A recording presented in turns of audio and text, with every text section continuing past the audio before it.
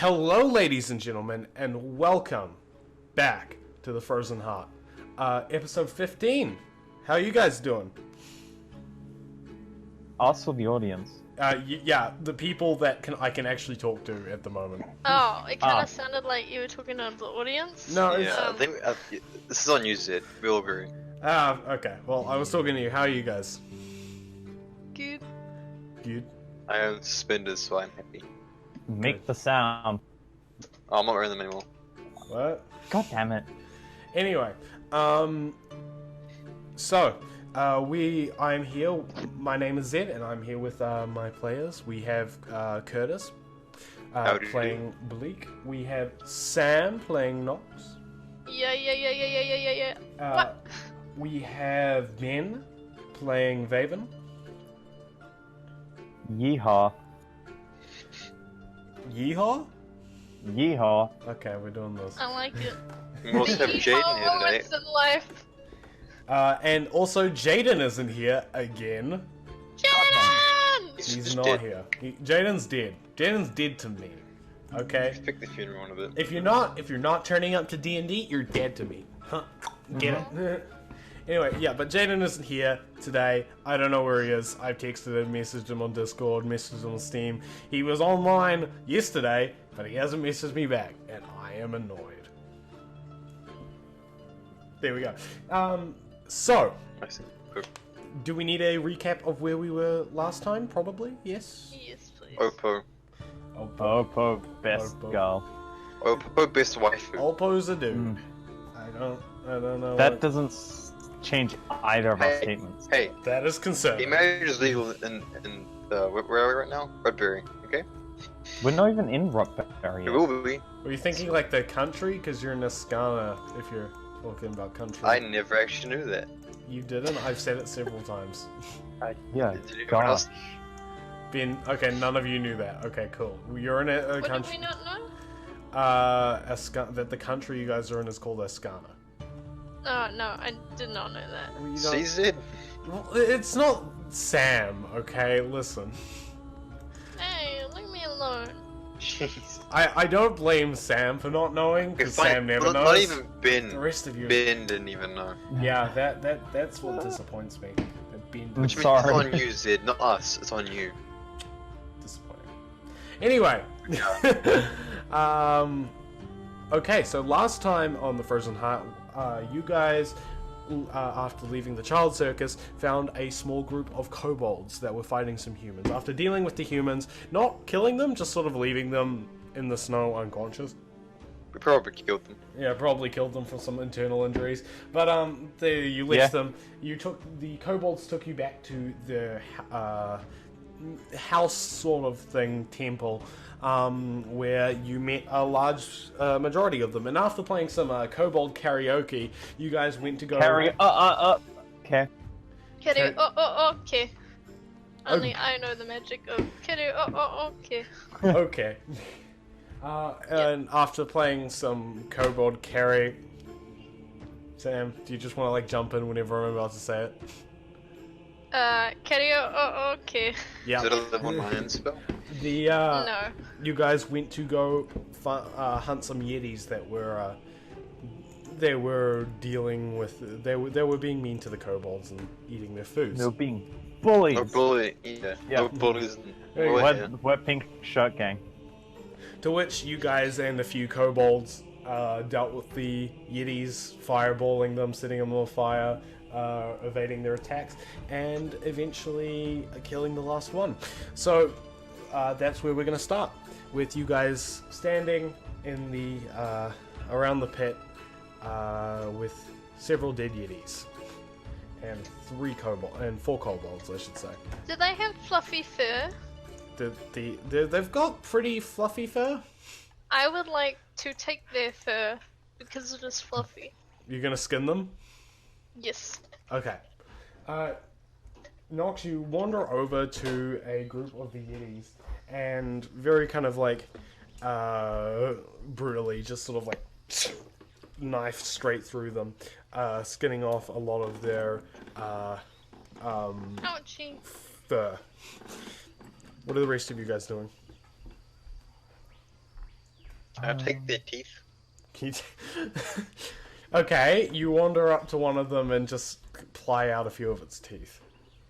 They gotta be with something, right? Can I What just is- do a general search on them? See if they have anything that's of anything? Okay. Like directly Roll taking it out of their mouths? Roll investigation. Okay. Let's just pull out my metal dice. Oh, that's... Let's have to spin this is fine, guys. Okay. That is a... 21. 21? Oh. Okay. You find a series of small gold coins that one of them had just sort of like stashed away, and Why were they stashed away? because they're Yetis, they just take things. No, but where were they on his person? Were they in his prison wallet? He had them like kind of tied to his fur. Hey, Okay. oh, that's kind of cute. Yeah. As well as those 10 gold coins for you. As well as those gold coins, you also find just some pieces of meat from various animals, just sort of like around the area. The kobolds are sort of like wandering up to the Yetis and just sort of kicking them, like, yeah, that's what you get! Okay, can I fill up them now? Hey, what? Remember, we were hunting these to eat them. What, you were doing what to the Yetis, sorry? Like, fill it in them, cutting them up, getting that meat off. Ooh. You can. Chomp chomp chomp. Nice Yeti sashimi going on here. Can we have Yeti kebabs? No, sashimi. So disappointed that you're not getting Yeti kebabs. You're just like, can we get Yeti kebabs? No. Oh. I really hope they open it, but if they're not, we're kind of screwed. Okay. Yeah, so we're due to bullies, we eat them. We'll cut you up and then we'll eat you. Nom nom nom nom. We should have kept one alive. Jesus. What? I said Jesus, this is dark. Okay. Oh, the Yeah. outside window. You wander over to the one that Nox just like skinned, and you start kind of like cutting chunks of flesh off of it, start filleting it, taking off most of like the thick or juicier meat. Did I make a super fluffy coat? You haven't That's made the anything. goal. You haven't made anything yet. What you've Pimp ma- coat. Pimp coat. what you've made at the moment, you've just sort of like skinned the Yetis, and now you're carrying around like a bloody rug. Oh, that's gross. Well, I mean, you can't. That's not. I just wanted a fluffy jacket. Skinning something doesn't immediately turn it into a I know. jacket. What about, oh, can we like sculpt it and have like a Yeti rug? Yeti rug. I mean, you can take some Yeti fur. There's 3, and she only skinned 1. Cool. So do you guys? So I'm just gonna say you guys take the meat and the fur from the Yetis. Cool. I How don't take the meat realistic- because I'm not that barbaric, but I take the coat. Okay. Vaven, what? How are we actually taking it all back? We carry it. We have goblins too. I'm imagining not goblins, that kobolds. these 10 feet tall Yetis have a lot of fur and meat to them. Oh yeah, but I'm I just wear the skin like a coat. I'm I feel imagining like you. I'm imagining you guys sort of just like cut off their backs and have like rolled them up and are now just sort of like hoisting them with like in these rolls. That's a Also- horrifying thought. Baronorth can carry a lot of them. Oh yeah, just give him all the Baronorth. And the kobolds can carry like a big fillet each, you know? Mm-hmm. How much meat would you say you reckon is enough to feed most of the kobolds, or do we have to go get more? No, that would definitely be enough to feed most of the kobolds. Heck yeah. Guess we start heading back then. Barbecue time. Success. Barbecue. So starting to head back. Can I have like an apron that has, I don't know, some kind of dad apron? Kiss the cook. Kiss the Yeah, cook. kiss the cook. No, you don't. But like, you can fashion an apron out of like just some The Yeti clothes fur. or some- Nice. Yeti fur apron. You can make that if you want. I don't know why though. Is Yeti like hide particularly durable? Could we fashion some kind of the armor out of it? Yeti's really good for cold climates because of how warm it is. Furry coat.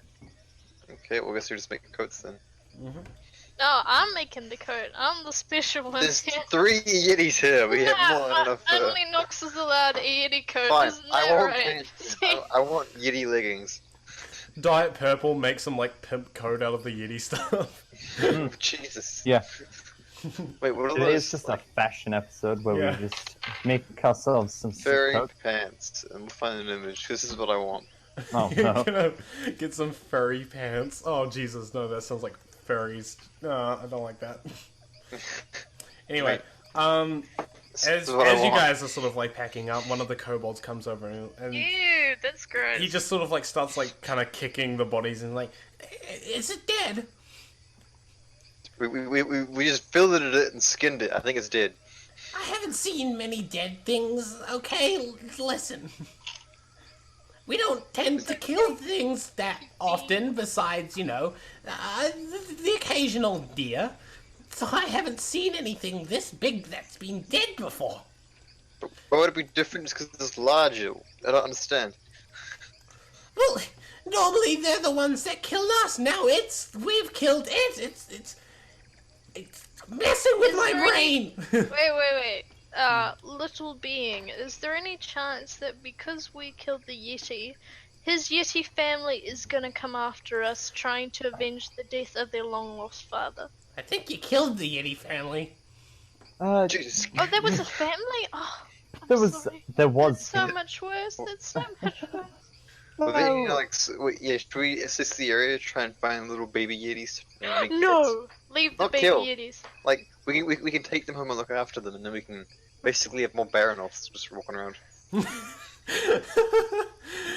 It's child abduction. I mean, they're gonna die anyway. Oh, that's sad. I mean, yeah, roll for investigation. Yo! Oh, Metro 1! Good. No! The opportunity. As you stand up to like look for baby Yetis, you get like really lightheaded all of a sudden because you know that thing where you stand up too fast and then you get lightheaded. Oh, yeah? Yeah. Just like You get being to that, the full and then extent. like you kind of like your brain like switches over gears, and you're like, I wonder why I just became lightheaded. I guess I better sit down. So you sit back down, and by that time you've already forgotten what you were doing. Damn it! Yo, anyone else remembered abducting Yeti babies? I mean, No. No.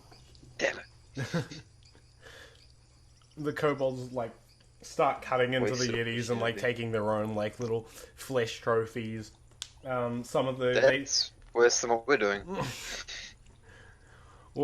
they cut into the fur and like take little kind of like warm jackets, Yes, sized like patches that they've like wrapped around themselves, and they start like heading off back in the general direction of the kobold camp. Yeah.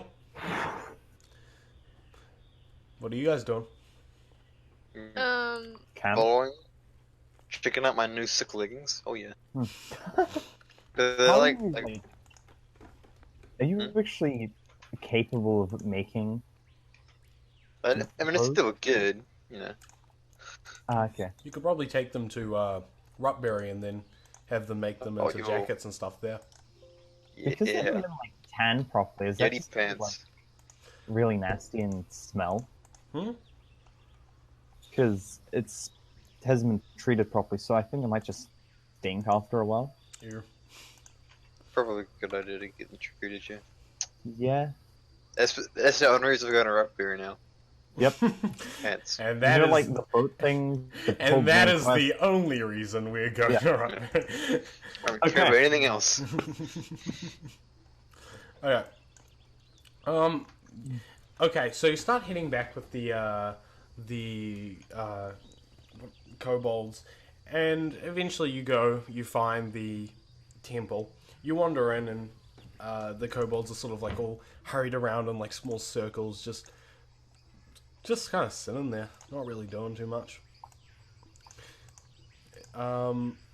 Also, I put the picture of the pants on the live stream. Oh no. Oh no? Oh yeah. Oh yeah. Oh baby. Those are some hot pants. Anyway, Shrimp pants, nerd. you see one of the kobolds stand up. It's a familiar kobold. You see Matt, who appears to no longer be unconscious from his injuries, sort of hobble up to you. Did you do it? Maybe. Yeah. Holding the big palette? No. No. We actually just stole it from him while he was sleeping. Yeah, we skinned them alive. But they're still alive. Didn't even notice. I'm confused. What? Did you kill They're- them or they're not? Maybe. We can't answer that. That's We're legally Private. required to not answer that Uh, question, sorry. Why? Well, Yeti's attorney came up to us. because and was the like, "Give us the disclosure." magic of Karaoke dictates so. actually, it Is- was the kobolds that came with us that killed them. We merely What? assisted. The Oh, yeah. Matt looks over to the four kobolds that are like standing behind him and like, you? And they're just sort of like standing there, like kind of in shock, like we don't really do much, but like okay, we'll take that. But one of them did do the final blow, though. True. So Uh, I'm one not of the completely Yetis. lying.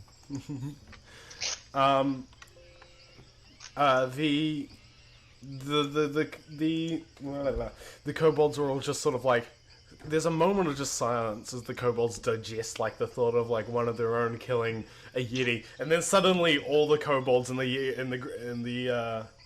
camp just like stand up and just start applauding furiously and they a few of them walk up to the kobolds that are standing on the stairs and lift them up in their arms and start like bringing them back down with like this thunderous, cheerful applause and yells and of support coming from all over the temple.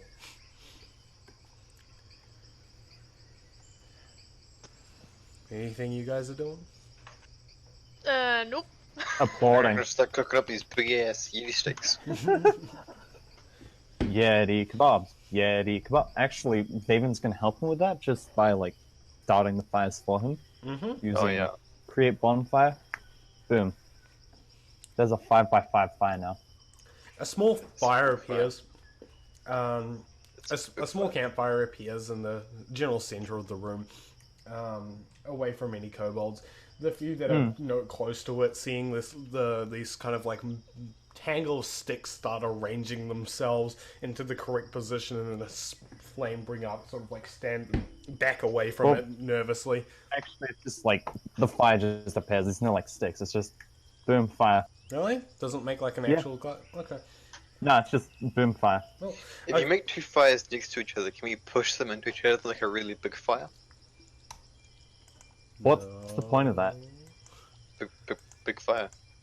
If need you to wanted, put I it could in just make multiple fires. Because let me just quickly check how long the spell lasts for. It lasts for a minute, so Oh, that's not long at all. It's not long enough. yeah, no. So I Uh, can just keep recasting it. or we could just make a fire. No, well, what I could also do. How is about we just make a use- fire over your fire, so your fire lights a bigger fire, and when it disappears, it just falls in and maintains the new fire. Is that Also, I could just use a different spell to create a smaller fire that'll last for an hour, and then just use my original create bonfire to make the fire bigger, and then just keep redoing it. So this big fire. So Okay. this is complicated. Why does create bonfire suck so much? Or you know, it's- or you guys know you could just make a bonfire. No! Yeah, that's what I refuse to recommended at do the that. start, but Magic Boy over here has to waste our time. Magic! It sucks though, but it's magic, so it's cool. It sucks, but it's magic. Yeah. Skull magic well, sucks. but you it's you magic. make you make this sort of like plume of flame appear in the center of the room. You wander over to it. You put like a Yeti steak on it, but after a minute of searing the Yeti steak, it just sort of out. Set it up again. You light it up again. Yeah. Okay. But what I am gonna do is instead just use prestidigitation, which lasts an hour, but it's like the fire won't be as big. Can't so- prestidigitation just like cook food? It can flavor the food. It Ah. can't cook it. So I could make it taste cooked, but I don't think that's a good idea. Also, can I go watch one of like the small kobolds and after they have to cook their food or they have it like raw? Okay, you wander over to the kobolds and like, either, honestly, we don't mind. Is either one particularly better, or can we avoid wasting everyone's time by cooking all this fuck ton of meat, you know? We don't. normally cook meat, but we can't not eat it. Bleak. Okay, time to just give them raw meat then. Uh, Oh, you know, baby. The meat would provide more nutritional value if it was cooked, and it's not like it's too much exertion on our part. I mean, it doesn't, but okay. If you really want to cook the meat that badly, Yes, Yes, I do. cooking. Yes, it's cooking with Swap Vaven. with Vaven. Because I can also just use prestidigitation to. Okay, now that you've said that, Flavor yeah, okay, so prestidigitation makes like the little flame that you use to like cook the meat. I need you to do like a cooking show thing, and how good it is will determine Gordon how Ramsay good style, you've please. done.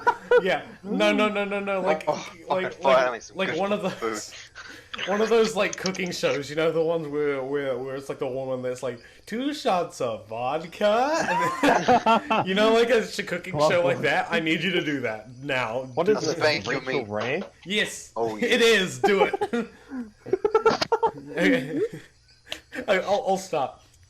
Cooking with Vaven. Dun, dun, dun, dun, dun, dun, dun, dun, dun, dun. I need my live audience applause before I can start. Hoorah. Well, hello there, everyone. Welcome to today's episode of Cooking with Vaven. Tonight, we're going to be cooking some Yeti. Boo! Who? Shut up! Shut up! You see, earlier today, me and a few of my friends, we were a bit bored, so we decided, let's go kill some Yetis, take their flesh, and then cook it on the show. Am I I right? made a rug! It's a different show. So anyway, starting with how to actually cook it, we're going to do a nice simple steak. Luckily for us, my wonderful assistant Bleak has already cut it up, and now, with a simple snap of my fingers, it's on fire now. With the simple snap of my fingers, just like it starts for burning. I It's just imagine on every fire. tiny Yeah. fire imaginable, like No. a match fire. So we just leave that for approximately 40 minutes, make sure to turn it over so it's evenly cooked, and then, with a bit more magic, we can make it taste like anything I want. What do you want to Boom. make it Now taste like? tastes like alcohol. Now it tastes like steak, chicken, lamb, pork. You get the idea. Really takes away from the whole point of cooking, doesn't it? Yeah. Yeah. Okay. The that was I really want to animate that. The kobolds all come like running over, and they're like fascinated by like the steak that you've just cooked, and you can tell that they haven't really mastered the art of cooking food for themselves because they seem to be fascinated by the way that the meat doesn't burn, but it like browns. It cooks. Yeah, it cooks, but it doesn't burn because they've only seen fire burn things. Are kobolds obsessed with fire? So you start. They're not like obsessed with it. They've seen fire before. They're more scared of it. As you just start like divvying up the meat and like handing like portions to each of the kobolds or what? Baven, Bleak. Oh. What are you guys doing? I'm sorry. What did they ask us? They I'm just asking if you guys like how are you divvying it up? Are you just like Oh, okay. are you divvying it up, or are you just like handing them like a huge slab and just letting them go at it or whatever? Bleak, what do you think the best way to do this would be? Yeah, I said we just divvy it up. One steak per Okay. person, kind of like. And cut up the Okay. steaks so they're roughly proportional. I'll just continue the cooking while you can focus on cutting it up, separating it out. How does that sound? Bonsai. Okay, you guys start keep this sort of like food train going of just feeding every one of the thin, hungry kobolds, keeping some meat just to keep them satisfied afterwards. As you guys are doing this, Baronorth walks up to Nox. Hey. Hi, Baronorth. How can I help you? I think I'm gonna stay here for a bit. Oh, okay. You can have a nap? No, Or just, like forever, or... not forever. Just for a while. And after the child circus and the whole thing with the blob, I need to sort some things out. Not feeling yourself, are you? I've noticed you've definitely been different lately. I'm mad. You're suffering from post-traumatic stress from having to slaughter a blob of children. Yeah.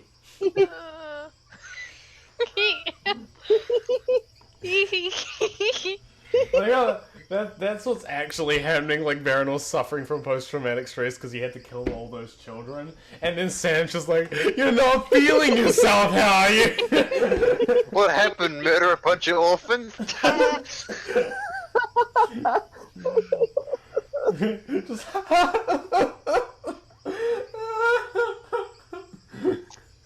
Just yeah. Back in character. Yikes, guys. Yikes.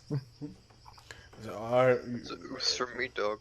Yeah, I'm gonna stay here. And Baronor sort of like turns around and walks deep into the crowds of kobolds. And just plonks himself in the corner and starts petting Baronor. Not Baronor. He just pets himself. No, he starts petting Salvatore. Okay. The rest of you guys, Vaven and Baronorth, after a couple hours and a couple more casts of prestidigitation, you finish cooking all the meat. The meat tastes a bit odd because it's from a carnivore, but like aside from that, you're it's quite nice. It's good, healthy steak. The other kobolds seem to be enjoying it as they kind of munch happily away. Yeah. What are you doing? I want to find. Hold on, let me check the list I made of the kobold names. Okay, dang, what was the name of the one that was like hanging out with Vaven during the fight? Oh, Yin. Sorry, what? Yeah, Yin. He was the one that Vaven was hanging out with. Yep. Yeah, I'm gonna try and find Yin. Okay. Yin's quite easy to spot because he's the only one wearing armor in the entire place. You wander over to Yin, who's standing there wearing his like normal plate armor, just like away the chunk of meat.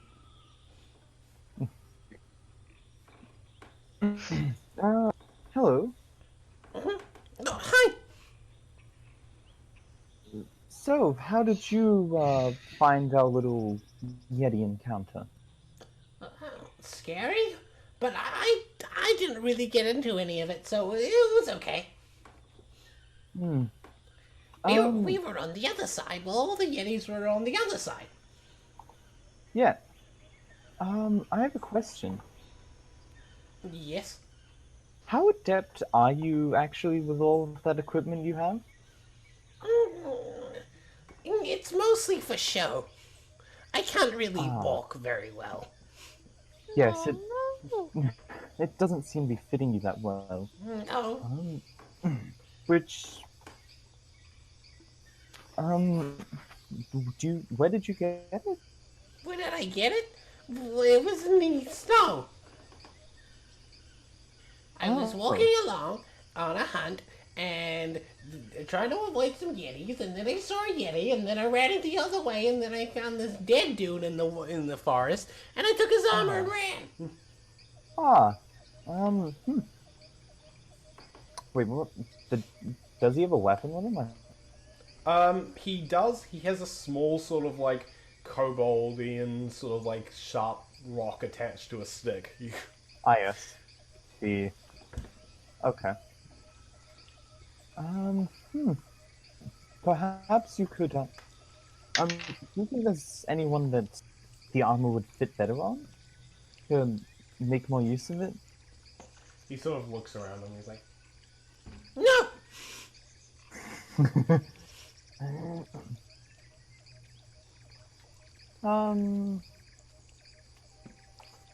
The armor itself looks dwarvish in make. It's meant for somebody that's small and sort of bulky, but being not bulky, it's sort of too wide for him rather than too tall.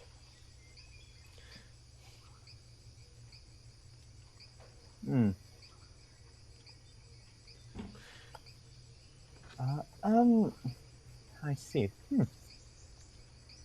Although, is it like really well made? Is it damaged? It looks like it was made for like somebody that might have been a soldier or just somebody that needed a suit of armor. Over the years, it looks like it's become a bit rusted, a bit worn down. But aside from that, it looks like it's still a decent suit of armor. So it's like not quite prime condition, but not quite prime, no. Because what you could do is, because, well, it doesn't really seem to be doing you any favors, is you could sell it to someone and then use the money that you got from that to either buy a new set, buy a better weapon, buy general supplies for the whole, just forgot what, settlement. Traders tend to run away from us because, you know, kobolds. We like shiny things, and traders have shiny things, and they don't want to give us shiny things. Aw, that's not very nice of them. No, it's not.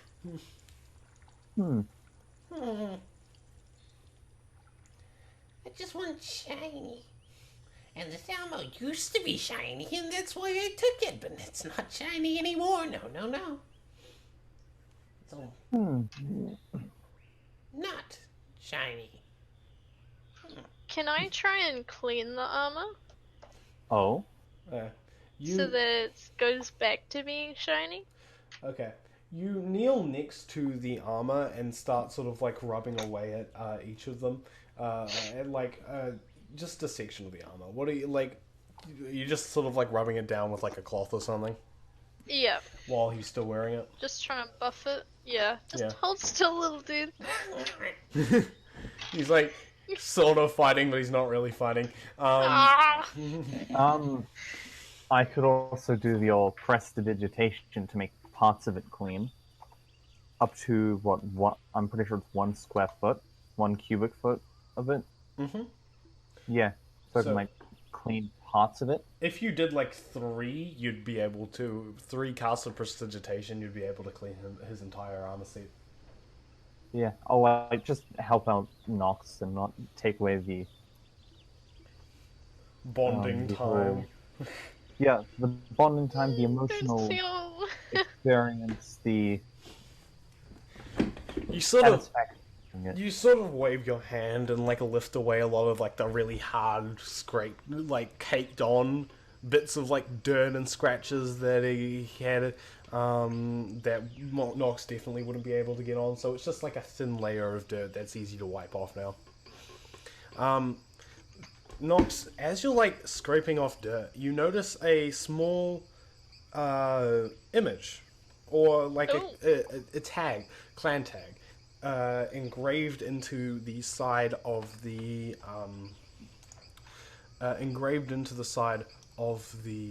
armor. As you Oh, okay. as you look closely at the design, you recognize it. The design that you see is one that you haven't seen since you left your home to go to Phaedrol for your holiday of sorts. It's a sort of, it's like a, hold on, let me find it. Come on. There we go. It's like a D, but with a large cross through it. Okay. Inside a sort of coat of arms. You recognize this as the symbol of your home, Jeroen. Hey! Hey! So I guess I tell the others, but more important question, is the armor coming up shiny? Yes. Good. After- Guys, this logo is actually from my hometown. See this one right here on his armor? How did he come by it? Found it! Little, Dead body! Oh, What? yes, dead body. Someone from your hometown doing this far away. I have no idea, but I mean, away, so must be a plausible explanation. Little kobolds, the person who you stole it off, did it look like they were attacked by yetis or possibly something else? Nope, didn't look like they were attacked by anything. So they were just dead. Yeah, well, just dead, blue, in the cold. Oh, So it was hypothermia? I suppose so. possibly. It says tales have said, the traveling kobolds have told us that the winter gets quite bad down south. North is where it is better. Okay. The seas have frozen. It is not safe. Except for, apparently, there is safeguards in your room and along the way from the winter via magical means. But aside from that, no, not really. How do you know all this? Traveling kobolds. The ones with the wings. They tend to fly around and just examine. Oh, okay. How did the kobolds get wings? How if we know they have wings? That's all I get. Okay, fair enough. Interesting, to say the least.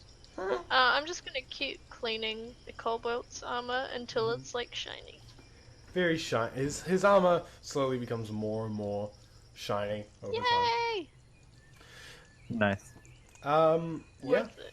So Oh, we, I've got another question. for me or for the kobold? DM quest for sort of like Yeah. game. Is there anyone in the settlement that looks like they can do magic? There is no kobolds in the settlement that look like they can do magic. Aww. That's disappointing. They all look fairly sort of like barbaric, maybe. none of them have exactly like a wand or anything that you can see. Oh. Okay, is there anything else you guys want to do? Nope. Mm-hmm. Wait, can I just stand in awe of how cute the kobolds are? Just stand there, just like, oh my god. Yeah. Just, aww. As they all sort of like clutter around and just like pitter patter around and scamper around the area around you, just carrying like little bits of meat. like having a sausage sizzle in a primary school. Aww. Okay, yeah. Vaven, Bleak, is there anything you guys want to do? Not really. Okay. So, We're ready to leave. are you guys ready to leave? Set off? Bye, Baron North. I hope that she'll be able to join us soon, but it's understandable if you need a lot more time for this, because I imagine that it's quite hard to really process all this. I'll take a few days and make peace with Lotos. Good luck! Hope you're feeling well yourself soon! Hope you come back to being yourself. Nox doesn't believe in depression, confirmed. Nox is the kind of person that when they hear about their friend having depression, they tell them to just cheer up. Oh, ouch! Okay. Nox is just one of those people where if she's feeling sad, she's just like, oh, I'll just get over it. She doesn't understand like existential like terror or anything. Nope. You're just like, I got this. Yeah. Yeah. Yeah. Yeah. Anyway, you head slowly one by one. You start leaving, and as you're leaving, the kobolds like wave at you, and they like hurry after you, just like watching you slowly pick up your stuff and leave. And they're all like jumping. They're like, "Thank you, come again." Had a magical device that took painting photos of things. I would totally use it right now. Totally. Totally. We'll have the visit sometime. And you guys slowly leave the Kobold Sanctuary, going back into the cult. The next, so That's bad.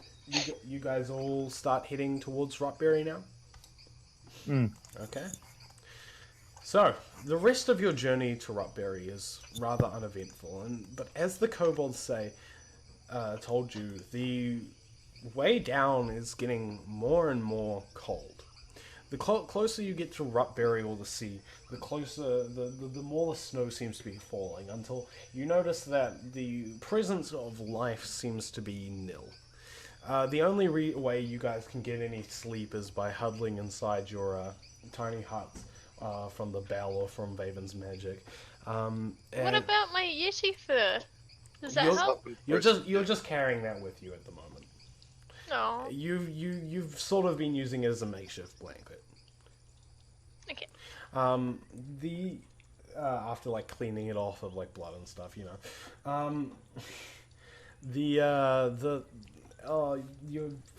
It takes about a few days, 2-3 days maximum, to get down to an area where you start seeing houses. As you're like traveling along, on either side of the road you see small towns.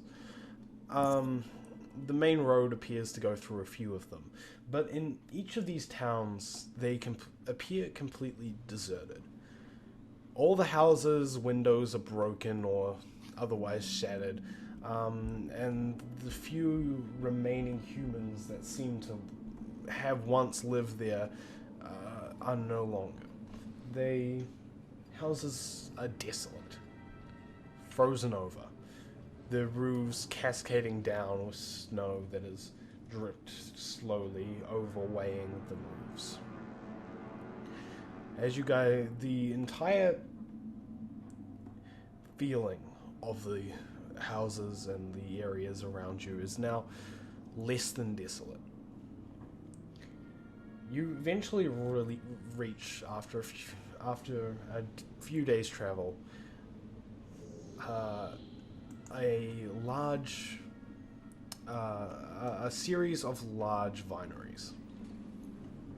These vineries seem to stretch on for miles with grapevines, but each and every one of the grapevines does not resemble their normal sort of green.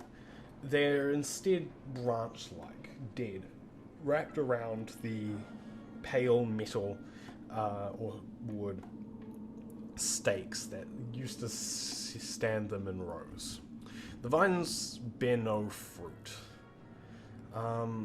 And as you slowly crawl through these masses of vineyards, eventually you find a large metal gate standing in the snow like a pillar amongst the death. The gates hang with icicles and frost and snow, and the bars appear to be frozen together. The metal is a interesting shape. It appears like normal sort of barred iron gates, but they've got this sort of twisting, twirling, cold steel patterns that appear to look like leaves and vines. The gates where you normally would have, where people normally would open them, are frozen shut. Oh. What do you guys do? I want to try and just investigate the gate, try and get a better understanding of it. Okay. You roll roll a history check, actually. Oh, okay. Yeah, I am proficient in history. Okay, that'll be in 18. 18? Okay, cool. Yeah. You know these as the gates to Rupberry. Behind these gates is technically where the city of Rupberry begins. These gates were built because Rupberry was once an incredibly popular town, and they needed some sort of protection on the main roads to make sure people didn't just come flooding in. However, it appears like they're not needed anymore. Huh. Sam, Curtis, you do not know this. Okay.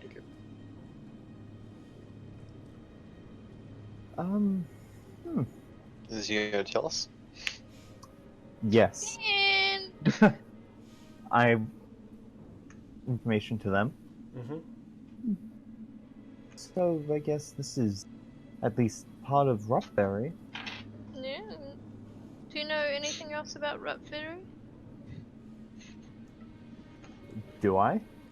You know that Rupberry used to be an incredibly popular town because of the amount of vineyards it had.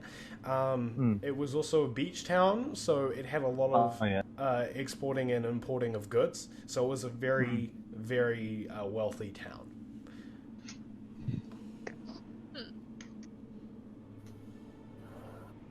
I imagine whatever frozen atrocity came here targeted it as a result of the popularity and the practicality of the place, because all the vineyards attracted lots of crowds and they were able to trade a lot with bordering nations as a result. Of course, then there's also just the assumption that it was the steady incline of the cold from the south, and this is just an unfortunate victim of the winter. Rather sad.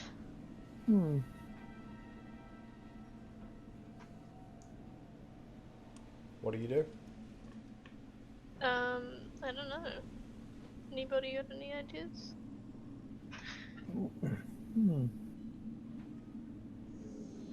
Guess we just go in, huh? I would think so. You push on the gates, but as I said before, they're frozen shut. You start a fire? Yeah, Maybe. yeah, that's exactly what I was gonna say. I want to just, Cast return. could I try and, Mm-hmm.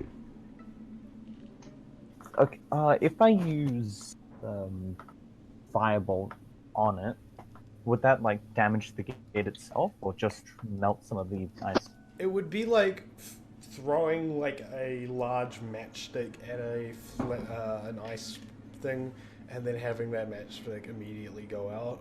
It wouldn't like melt the ice because it wouldn't stay there for long enough to like warm it. Okay. It might melt it a little, but like not too much. You'd need to have like a continual flame to melt the ice. Okay, so then I will just use Conjure Fire, not Bonfire, sorry, Okay. to try and melt some of that ice. Okay. You conjure a small ball of fire under the lock, I'm guessing. Yeah. And it sort of flickers away, glowing brightly, and slowly melts the ice. Each drop of ice hits the fire with a tss, until eventually the lock has been melted entirely. And with the light press on the gates, they swing open, meaning that you guys can now walk towards Rupberry. Yay! Go Viven! After you two. Okay. I'll take the lead, I guess. No, I'll take the lead. Says the goblins as they run ahead of you. Okay. Thus was how the goblins died. Dang it. The gates sort of swing closed behind you from the wind, and you guys start making your way into Rupberry. As you reach the main area of Rupberry, you see the amount of houses slowly become more and more.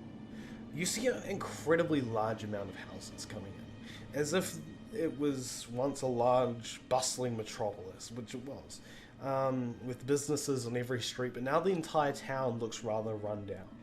Buildings that once housed business are now dark in the windows with signs saying how the shops are temporarily closed, but will soon be open, though by the looks of it the shops haven't been open for a while. Worn down signs tell you that the beach is westwards from here, where you're standing. Some of the buildings around you emit warm yellow light, but most are just hollow shells. You eventually get to the main area, which is sort of a circular courtyard. Westwards from where you guys are standing is the beach, and around you there is a series of bars and taverns. There appears to be a boat company of sorts, and signs that tell you where other shops or districts may be. Is there anybody around? Like standing outside? As you guys look, a man kind of steps out of a house and starts wandering down towards the bar or liquor store district. Should we follow him, maybe? Sounds like a plan. Yeah. Okay. You start following him? Yep. Okay. You follow the man, you walk behind the man, and as you're walking behind him, the man starts walking faster. Look, sir, do not be alarmed. We're not following you. We're simply going to the same place. Complete coincidence. Without turning around, he goes, "Strangers turn up in a town like this, and they start following people around. You gotta be a bit more suspicious, don't you think?" And he kind of starts. I don't think hurrying we're up. suspicious. I mean, I do. I can kind of understand his perspective. An elf, human, ganassi, and 2 goblins? Sounds like the start of a bad joke. Indeed it does. What's the rest of the joke then? Rest of the joke would be when you kill me. And he starts running. I don't want to kill you. He appears around a corner and you guys don't see where he went. Oh, well that went terribly. Oh, I thought it went rather well. Did you not see him just run away? Yes, but he's leading us where everybody else is. Is that not a win? I'm not sure if you'd appreciate it if we follow the man that's running for his life, who has heavily insinuated that he thinks we're gonna kill him. Oh, maybe not. Not sure. I'll just follow you then. What's the harm in it?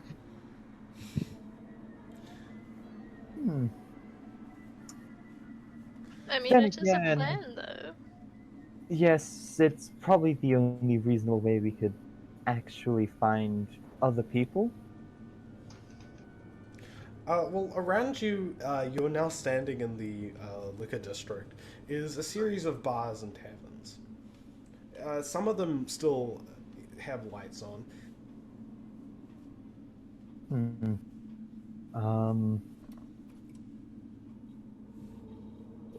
Should we... What's the coolest looking bar? That's a good question. Well, It you is a see, good question. wait, how many bars? Hold on. Two. Oh, there's only 2. You see 2 bars near you that appear to still be running. Oh, wait, no. You see 3 bars that may be running around you. Well, one of them is a small bar that appears to still have at least 1 member inside. The candlelight kind of like glows through the windows as you see a man sort of like sitting at his, what's it called, counter, just sort of like counting coins. The other bar looks like a slightly more well used. It's a small bar called that has a sign on the front of it called the Flying Fish. Inside appears to be a few patrons and a tall man, tending to drinks. The other bar fills you with odd feelings. You see the building, and it looks relatively normal. But as you get closer, you feel a strange feeling. It's as if you've been there before. Oh?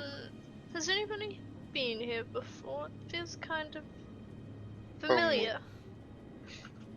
Is it by any chance a particularly well-lit bar?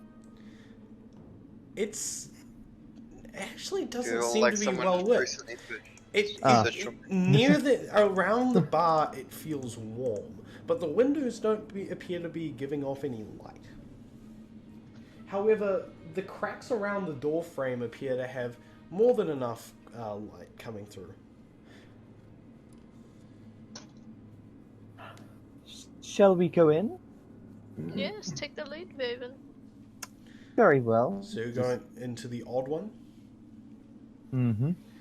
You wander up to the door and you hear the sound of music and talking coming from inside. You creak it open, and inside the building, inside what you thought to be a completely, like, it didn't look like there was many people inside, is the light bar. Or the inside of the light bar, at least. The door appears to have opened into it. As you step in, you look behind you and see that the windows that you saw from outside the bar aren't even there in the first place, and the doors that the single door that you just opened has transformed into a double door inside the light bar. Ben just disconnected. Oh, did he? There we go. Okay. Okay. And we continue. As you wander in, you see the light bar owner sort of like hurriedly just writing away at like a book or something, and you see the familiar faces of some of the forms of the mannequins that you now know are there. And as you guys one by one wander in, the light bar manager looks up at you and he's like, "Oh, hello, friends. Welcome back." How is it possible you're here and also at the last town we were at? Well, the doors to the light bar are magical. They can lead anywhere in the entire of Ascana. Perhaps outside of it. I haven't tried. What, Well, is this that some is sort rather of handy. portal to a demiplane or something that you've created? Astral dimension, actually. And yes, it is. You got that very fast, Vaven. I need to talk to you in a little bit, but first I shall deal with your friends. Hello and welcome to the Light Bar. How are we all today? Cold. Stay super sketchy like. Cold? Very cold. Well, I do not come, like the sit by the fire. Warm up. There's a small fire sort of like situated in the side of the room that you guys can sit near. Warm yourselves Nox up. sits in front of the fire. Okay. How are you there, Bleak? Pretty good. Ah, fantastic. We're seeing new friends. Making new friends, are we? Yeah, still rather pissed at you for the whole nightmare ordeal. Well then, feel free to sit anywhere. Sit at his desk. Yeah, can I just sit on his lap? You wander over to him and just like down his lap. You Some got girl seduction real quick. What? What did What'd you roll? get? What'd you get? Oh, I got 11. You got an 11? Ah, yeah. He kind of looks at you and he's like, "Nice try." And he kind of like, he you know that he just sort of like pushes his knee up and just throws you back up onto your feet. He's like, Oh. go sit with Nox over there, would you? Oh, Nox is hogging the fireplace. yeah, you're just sitting in front of it, like as close as you can get. Oh, and Bleak, sorry, not Bleak, Vaven, you're here too. Yes? Where is your Hello? large friend? Baronoth, he what? in between our travels from, oh damn, I forgot the place is called. Religious town. Hi, host. Between High Host and here, we came across a slight traumatic attraction that impacted Baronoth Slight severely. traumatic attraction. Would you perchance be talking about the child carnival? Yes. Ah, yes, some of my regular customers encountered that on their travels. How did that go? Well, there's no more Child's Carnival anymore. What do you mean? Well, we kind of fought the ringleader and released all the children, and Baronoth took the big blob of children out of them. Its misery? Ah. Well, I guess that's better for my business. People tend to encounter that and then they don't trust many magical things after a while, especially things that teleport. That's interesting. Because I had his little mannequin waiting for him. Would you like to take it instead? What about the mannequin that Baronoth purchased? Yes, that one. Can we get a refund for that? Baronoff's changed his mind, unfortunately. We're gonna steal from Baronoth now. Roll deception. Okay. This is what it gets for not getting it. Hey! What'd you get? Ooh. I'm just trying to find what I need to add. Isn't it, like, 18 for -1? deception. Oh. 18? 18. Oof. Eh. He said that, did he?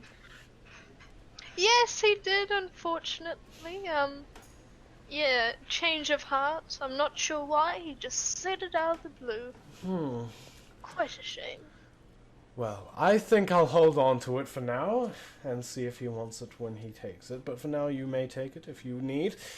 It's, his, of course. Yes. We'll leave it here for the meantime. Leave it here for the meantime. Yeah. Fair enough. But do feel free to come get it whenever. For the rest of you, would you like a room, perhaps?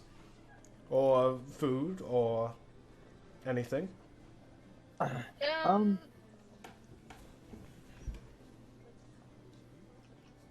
Yes? I believe we do need a room to stay. A room? Of course. Ah, Yes. well, Has your pricing changed at all? of course not. 1 gold piece. For the night. Of course, is there any luxuries you would want in these rooms of yours? Perhaps... No? No? What would you recommend? A bathhouse, perhaps, maybe. I know you lot aren't exactly ones for the entire gimmick of the, well, you know, brothel. So, I doubt you will be wanting any of those items. So he starts, like, crossing things off on No. this. No. And is there anything that you guys would, or you fine people, may want in your rooms? Perhaps a couple dog beds for the goblins? How big would the rooms be? As big as they were before, of course. You know, with the Yes. double bed in the center, with the ensuite, and the closets and wardrobes. Yeah. How are we going to split up who sleeps where? Are we going to have 2 rooms, 3 rooms, 4 rooms? It's a golden Why would we need 4 rooms? It's a golden room, my friends. We have the goblins to worry about. Oh, they'll be fine. You will be Shouldn't we fine. just, Wait, should why will we be no, fine? Where are we sleeping? in dog beds. Ah. Okay.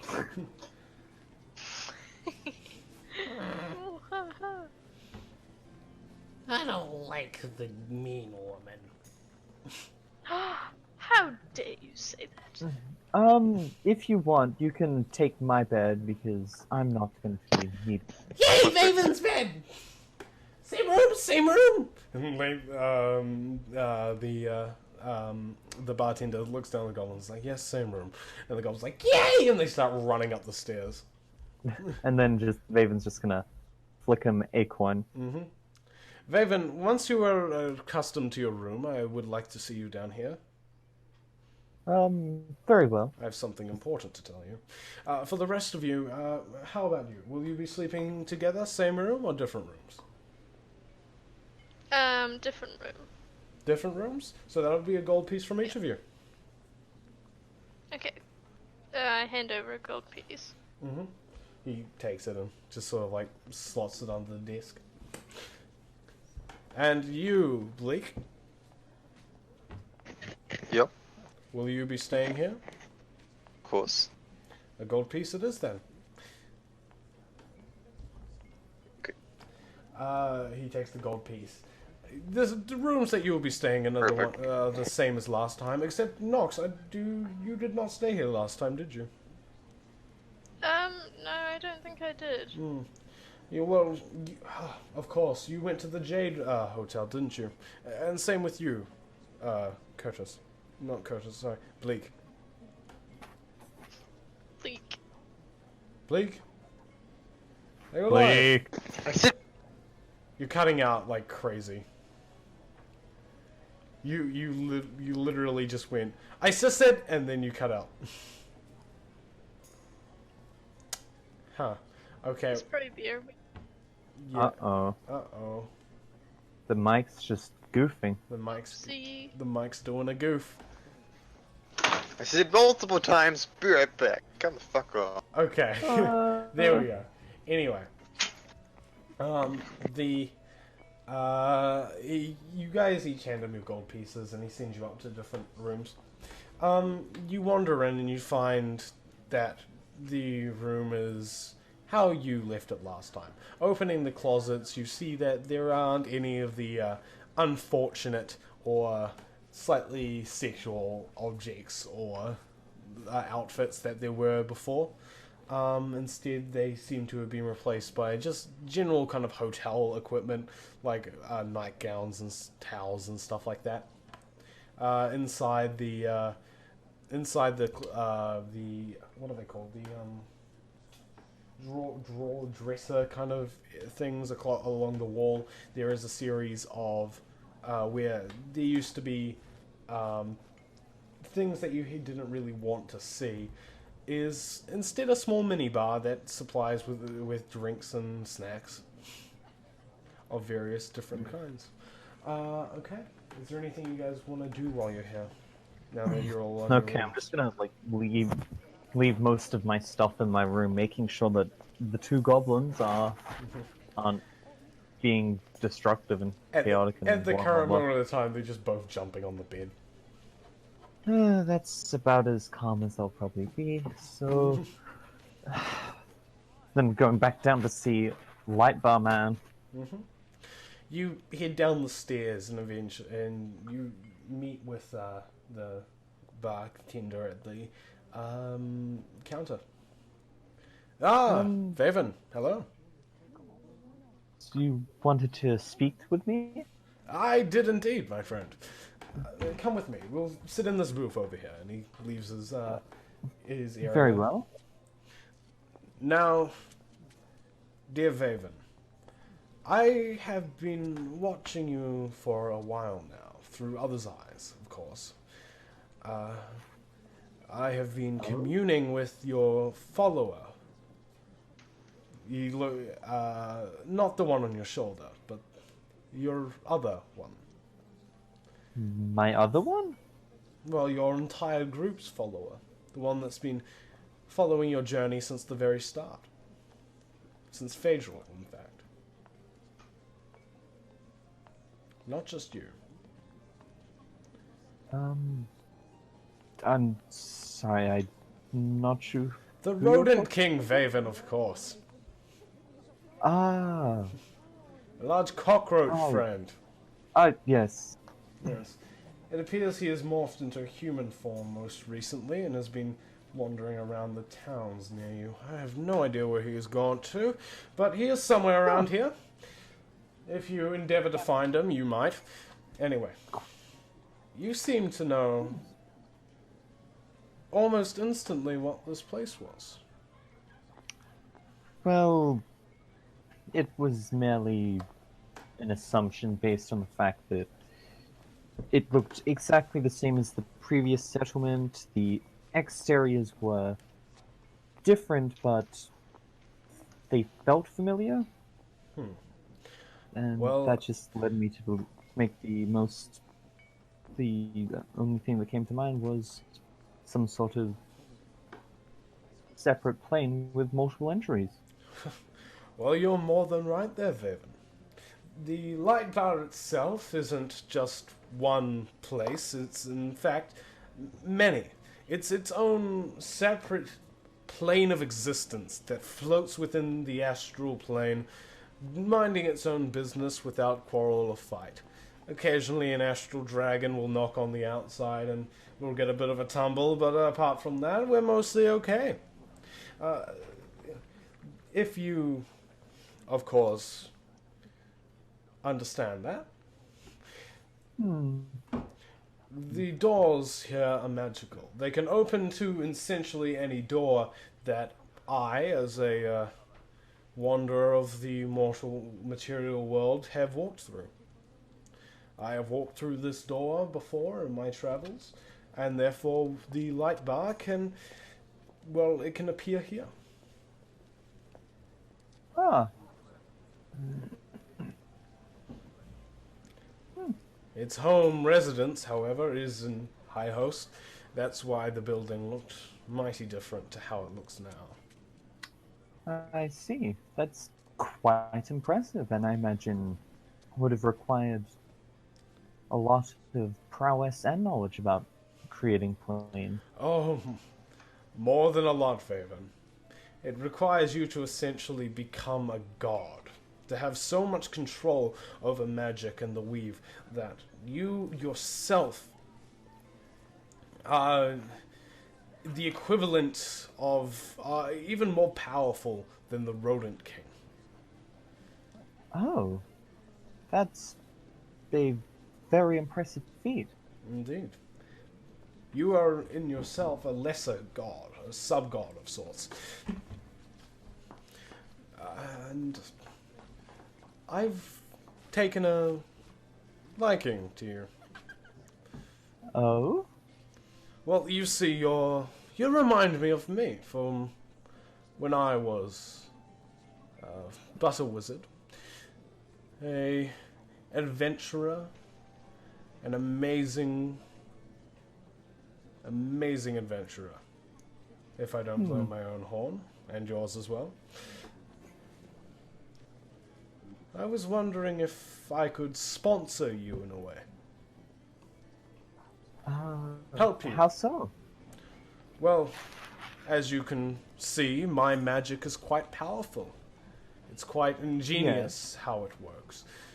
I was wondering if you would like a taster of that magic. A sort of... I don't know. A sort of user-own time experience.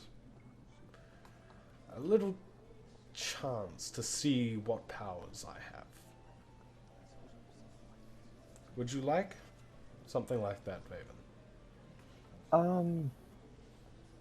Is there some kind of trade-off Trade-off. in this? Something you give me for my power? Yes.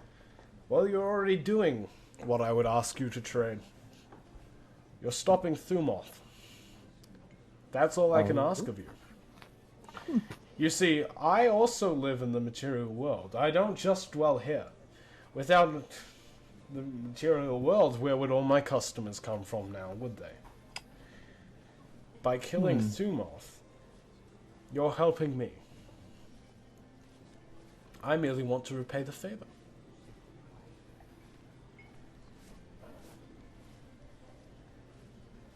Will you let me repay the favor, Faven?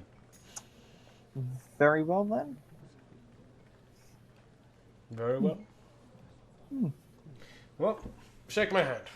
And he reaches across the table. And you shall have a taster of my power. Okay, and Faven grabs it.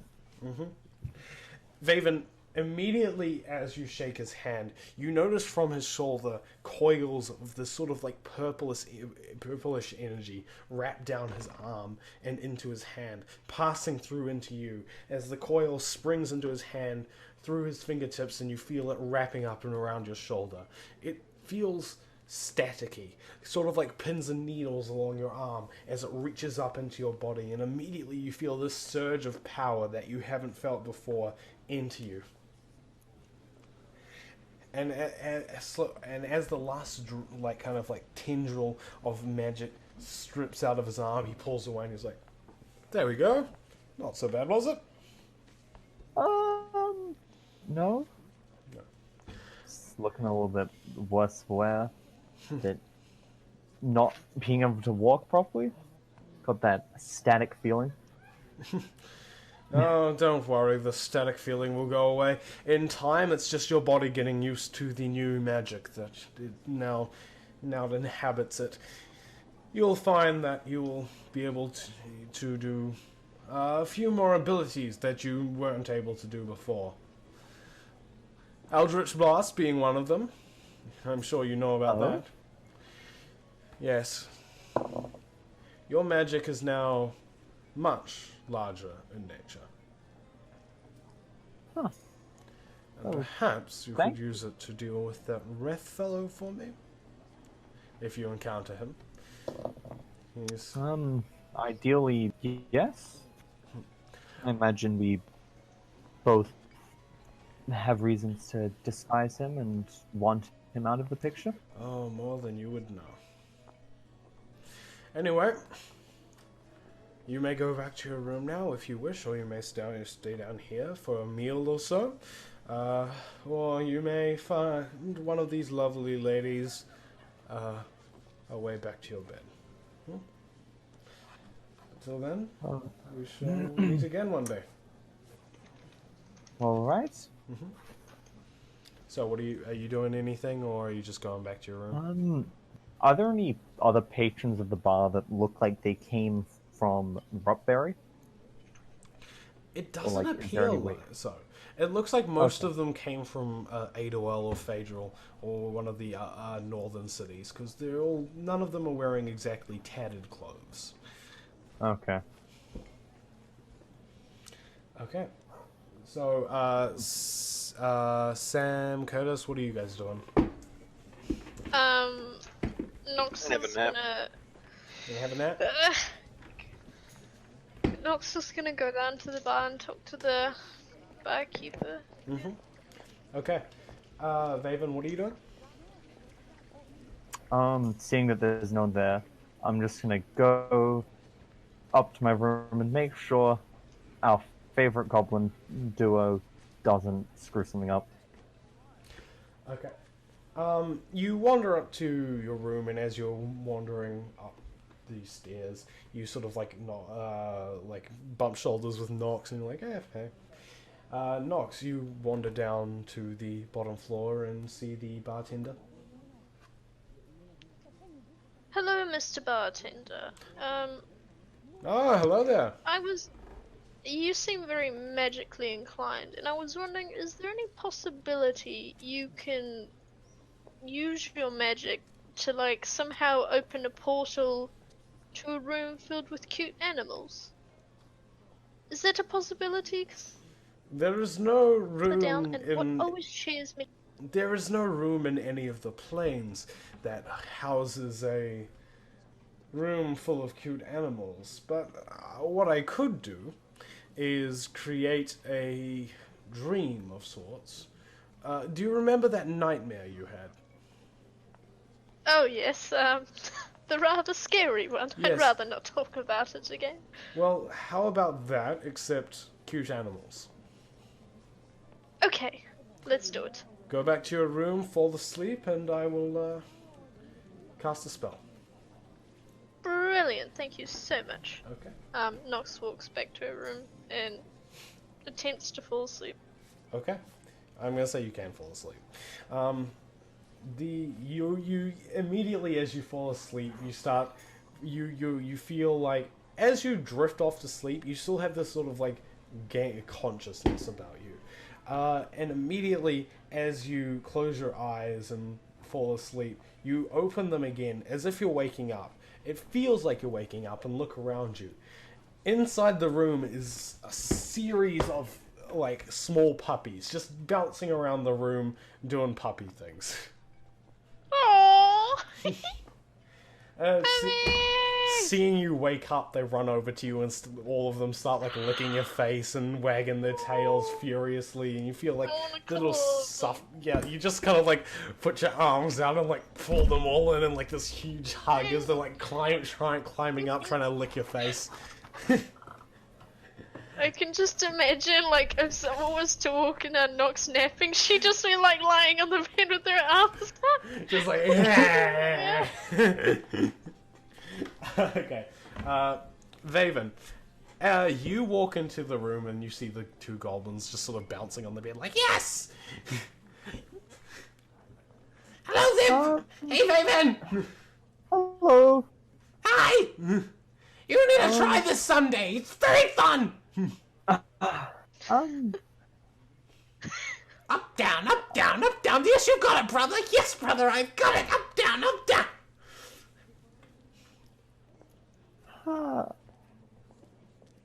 Huh? Vaven's just gonna leave. Okay, you just leave. Okay, where are you going? Back downstairs. Okay. You head back downstairs and you see the bartender and, of course, all the rest of the patrons and mannequins sitting around the area. I'm gonna actually leave the light bar and wander around Rupberry. Okay. You leave the light bar and step outside back into the bar district. Also, guess who just came online, boys? Jaden? Oh my god. Jaden just came online, but Jaden! no, he's not in the call. He's just online. This is no longer a D&D stream. Let's go rang Jade. This is a bully Jaden This is a stream. bully Jaden. Yeah. Okay, so I'm gonna send him.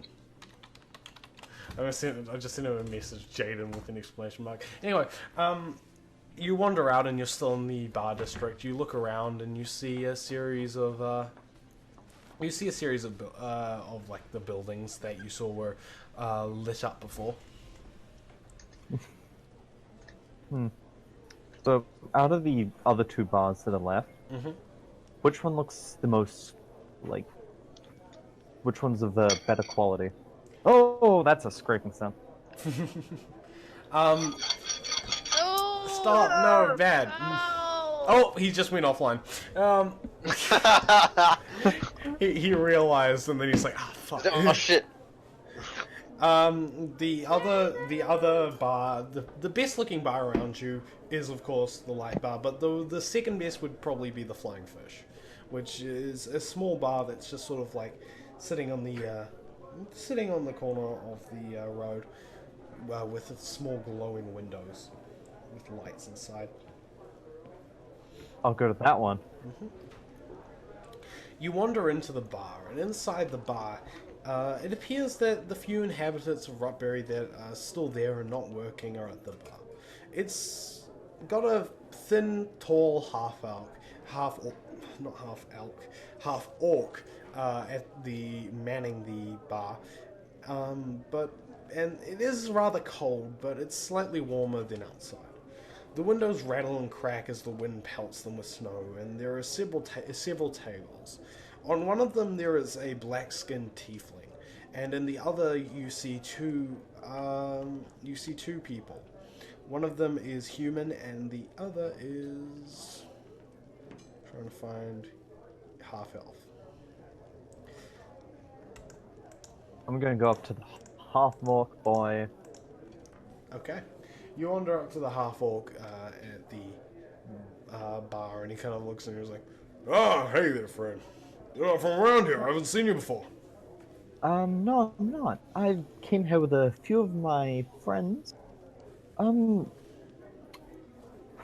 We were hoping to spend a few days here, get a lay of the land, see if there's anything of interest here, any good shops, good food, good drink. Well, the usual.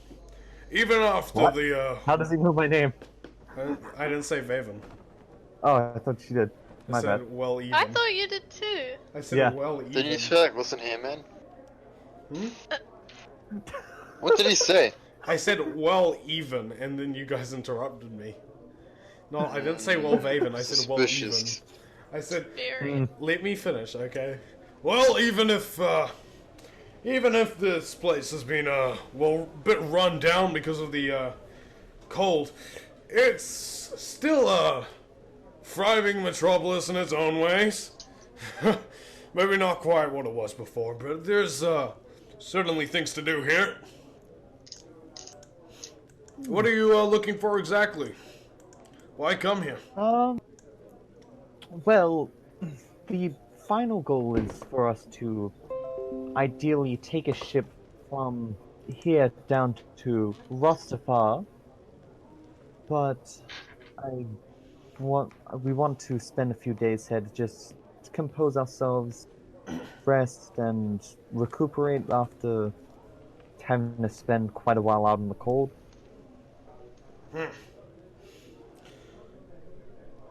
Well, you've come to the right place if you're looking to recuperate. We've got more than enough drinks to keep you warm in these cold seasons. So, what'll it be? You want to chat? You want to drink? Anything specific? I can't think of anything in particular, but who are the? Can you tell me a bit about some of the other patrons here? And is there anyone of great importance in the town I should know? Well, that guy over there, that tiefling, his name's Song. He's a singer of sorts. The ones in the corner are new here as well. Pirates, as so I've heard. Oh? Yeah, maybe you don't want to deal with those folk. They're, I see. Fairly sketchy, but they're business, so I ought to, you know. Bolts directly towards them. Wait, do you? Do you walk over to them? No. Oh, okay. I see. Hmm. Also, besides the taverns you have here, are there any interesting shops or interesting places? Oh, we got. Well, there's interesting places here. None of them are exactly practical, but they're interesting. An old haunted house. You've got the bank, which doesn't exactly work as a bank should. I can tell you that much. And well, you've got the boat hires. Most of them are shut down except for Paragon Navigations, but that guy is, he's insane. I wouldn't... He doesn't really know what's going on with the seas. Don't think he ever will. I reckon the whole Rupberry thing sort of drove him a little bit mad. By Rupberry thing, do you just mean the dramatic temperature change? Yeah, the dramatic temperature change being one of them, the dramatic social change being the other. After the winter started coming, we weren't able to grow any berries. Berries? Oh. No, we weren't able to grow any grapes Grapes. for our wines. Then, Right.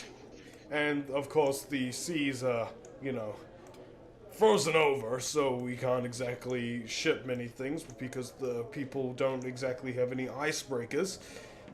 Well, not many of them have icebreakers. So, and the pirate problem got even worse. So people stopped coming here to export and import.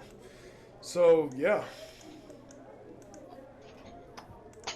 How But about the... Frankly, everything just sort of went to shit. How did the pirates manage, the supposed pirates manage to get heaven? Did they have an icebreaker? I suppose. Well, yeah. Ship came in a few days ago. Big one. Big metal thing. It's called the Statesman, from what I've heard. See, the ships have gone real, sketchy. People that didn't used to be pirates that had the icebreakers have turned to pirates now that it's really the only way to survive on those seas. Ah, I see.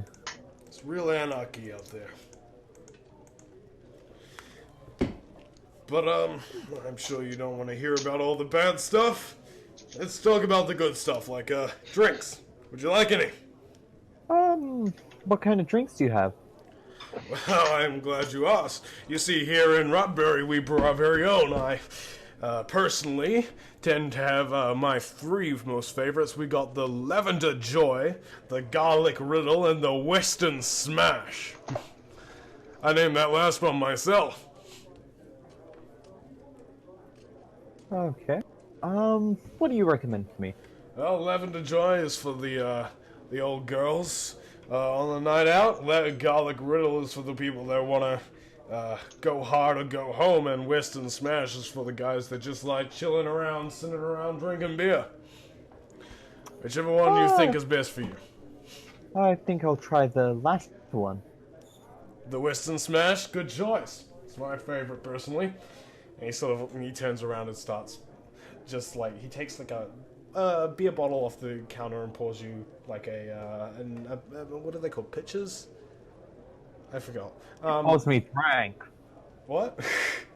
You pause me drank. He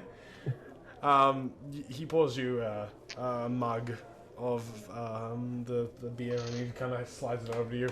Oh, that'll be 5 silver. Nothing's too expensive here. You know, after we take what we can. I'll put it that way. Okay. Wait, sir, how much was it? 5 silver. Okay. Not too much. I'll give him 6. Okay. You slide like the extra silver over and he winks at you and he's like, "Thank you very much, my friend."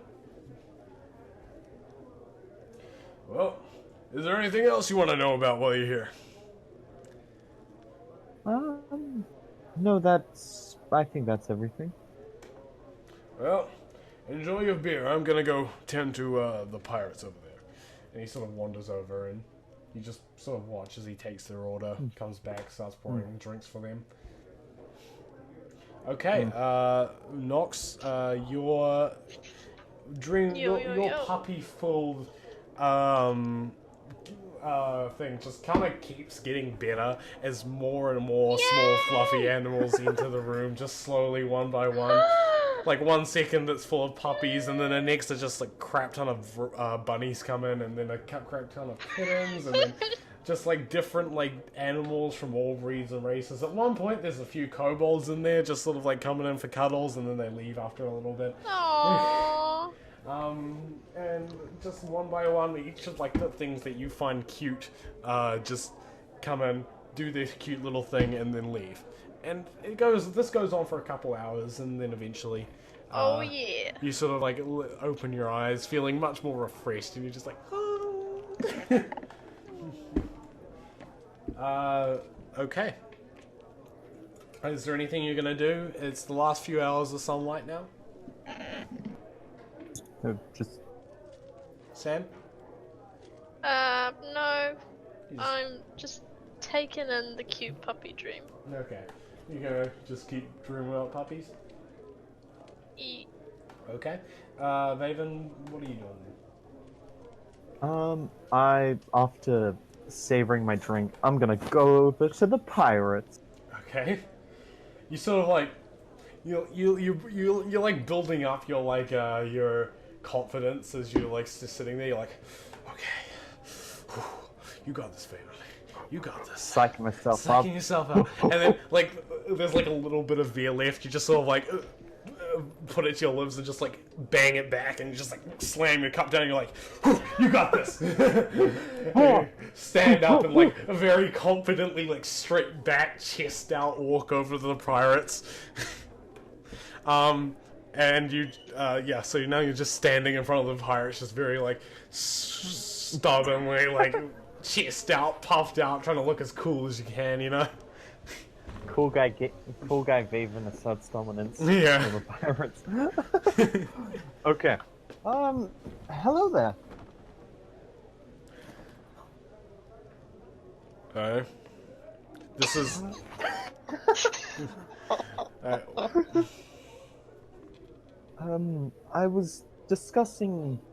I was talking with the bartender over there, and he told me that you and your friend here are pirates. You recently came to Rupberry. The people that are sitting in front of you is a female half-elf. She looks quite attractive, except she's got this very sort of like chiseled face that looks very kind of stone cold and very very judgmental of sorts.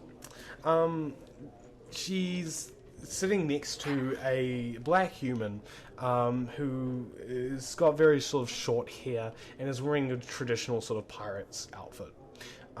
He looks over at the woman next to him, and he lifts up his hands out from under the table, and he makes a few signs with his hands, and the woman nods, and she looks back at you. Who are you? My name is Vaven. Vaven? I'm a... Oh, I've been working with a few of my... How should I word this? What's the word I'm thinking of? Damn. What is the word you're thinking of, Ben? Associates? It's like co-workers, but not quite co-workers. Associates? Yes. Thank you. I've been working with a few of my associates, and our goal is to try and end this eternal winter. And one of the leads we found has given us the impression that we have to go down south around... Wait, is it Trand? Tarand? Zed? Yes. Okay.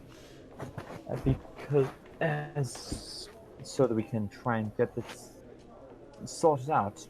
And we decided to take a coastal route by going to Rupberry, then taking a ship down to Rustafar Cove. But it seems there aren't really any options for us to get there besides renting a ship from a very shady and unauthentic boat dealer, or hitchhiking a ride with some people who are well versed in the sea, have a ship that's well equipped to deal with the rapid environmental changes, such as yourselves. Listen, friend, I'm going to stop you right there. We don't care about the environmental changes. What we care about is money. And frankly, from the looks of you, you don't have enough to afford our time or our company. Now, if you would kindly like to step away before I get my friend to shoot you, that would be much appreciated. Oh, so do guns exist in this camp, in this setting? Yes. Ah, fun.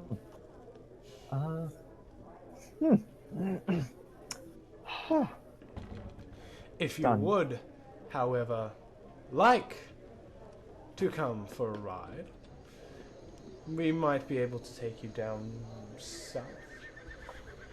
If you have the right sort of currency, that is.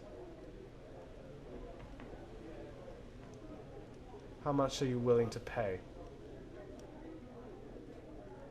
Well, it depends on the quality of your service.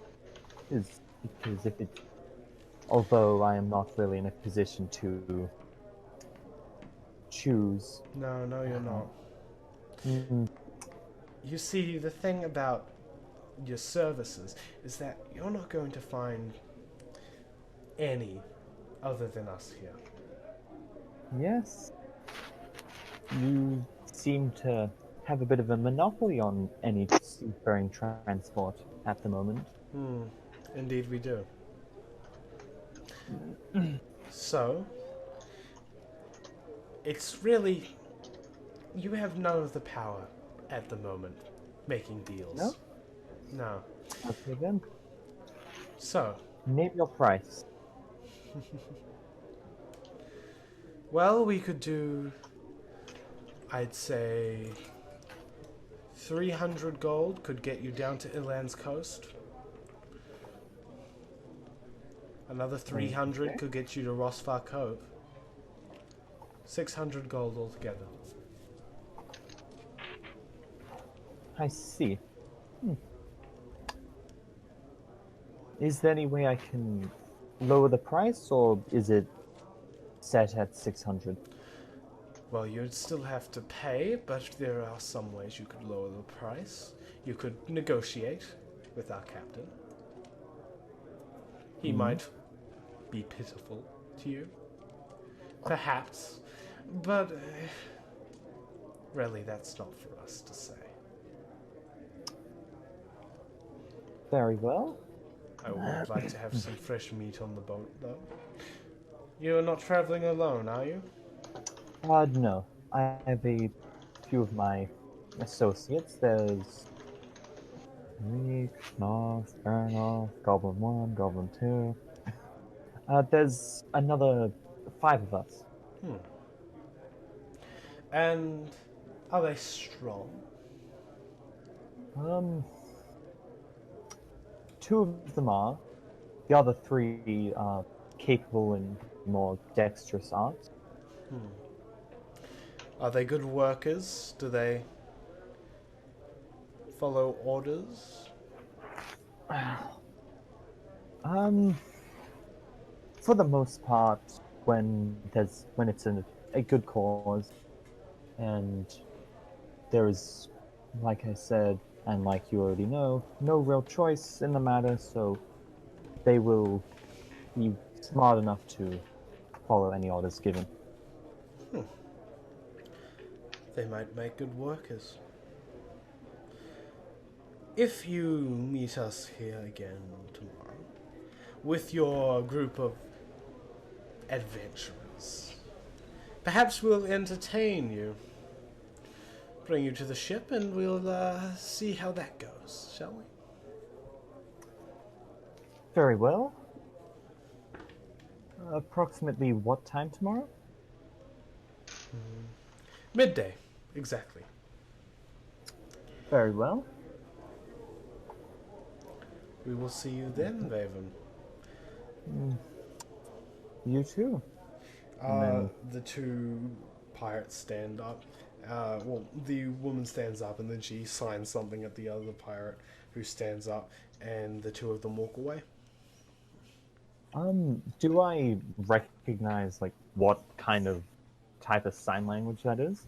Or what is it? It's just general sign language. Okay. Nice. What are they called? Like, if it's like ASL, it's like, oh, it would be ASL, Askanan Sign Language. Okay. Okay, what are you doing? I'll go back to the light bar. You go back to the light bar? Mm. Okay. You start heading back to the light bar and you head inside. You find the, you go back to your room and you see the goblins are just jumping on the bed. Still?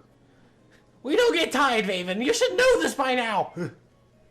Just gonna sigh and then sit in the corner, go into trance for 4 hours. You get into a trance and just sort of like phase out, and by the time you're back awake, you see the goblins have finally tied out, and they're, oh no, I'm tired, I'm yawning. They're on the bed, just sort of like fast asleep. Okay.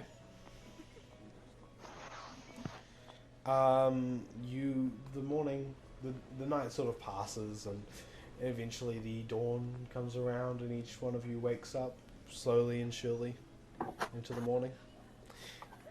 Okay. Sam, Curtis, what are you guys gonna do first?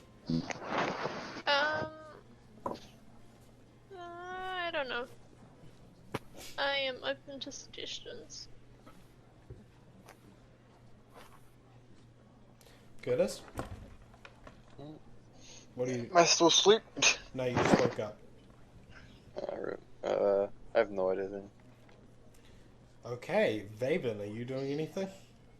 I'm just gonna spend an hour just going through my spellbook, sorting through the new bit of magical tidbits I've gotten. Okay. You spend an hour just like looking through your spell book, just checking through everything, making sure all your magics are working as they should. You feel the new energy sort of burning away in your hands as you try out some new sort of spells, and you find a series of odd magic abilities that you hadn't been able to cast before.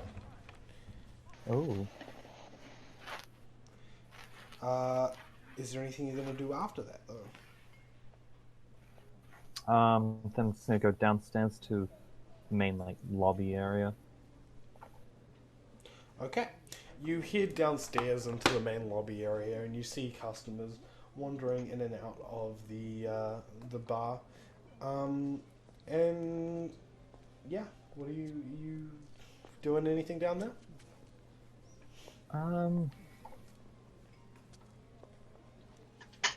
I think I'll just like wait the Bleak and Nox to get there.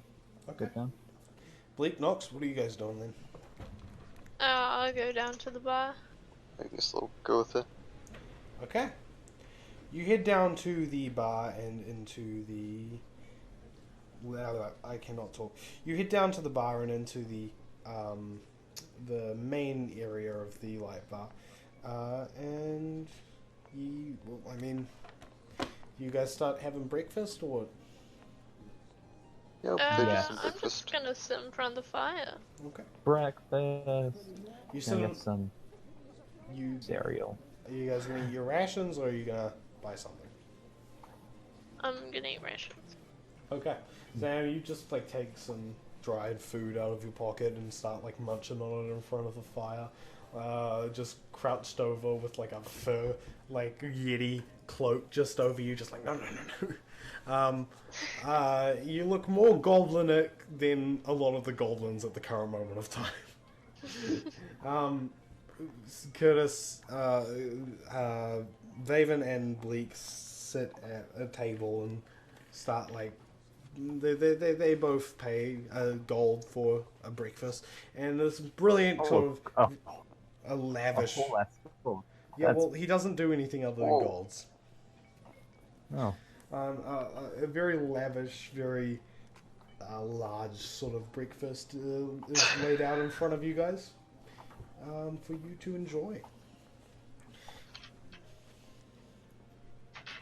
Nom nom nom nom nom nom nom. Chomp, chomp, chomp. Do you always eat in a melody, or do you sometimes mix it up? Chomp, chomp. Chomp, chomp. Chomp, chomp, chomp. Chomp, chomp. Okay. So. You guys,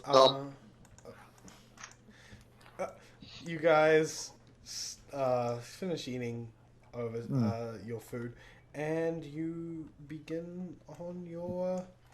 What are you doing now? Is there anything you guys want to do before pirates? Anything you guys want to explore? Has Vaven told us about talking to the pirates yet? Oh yes. That's what I'm going to do. So, yeah. Bleak Nox? Yeah? I think I found us a solution to get us down to I forgot Rostafar Cove.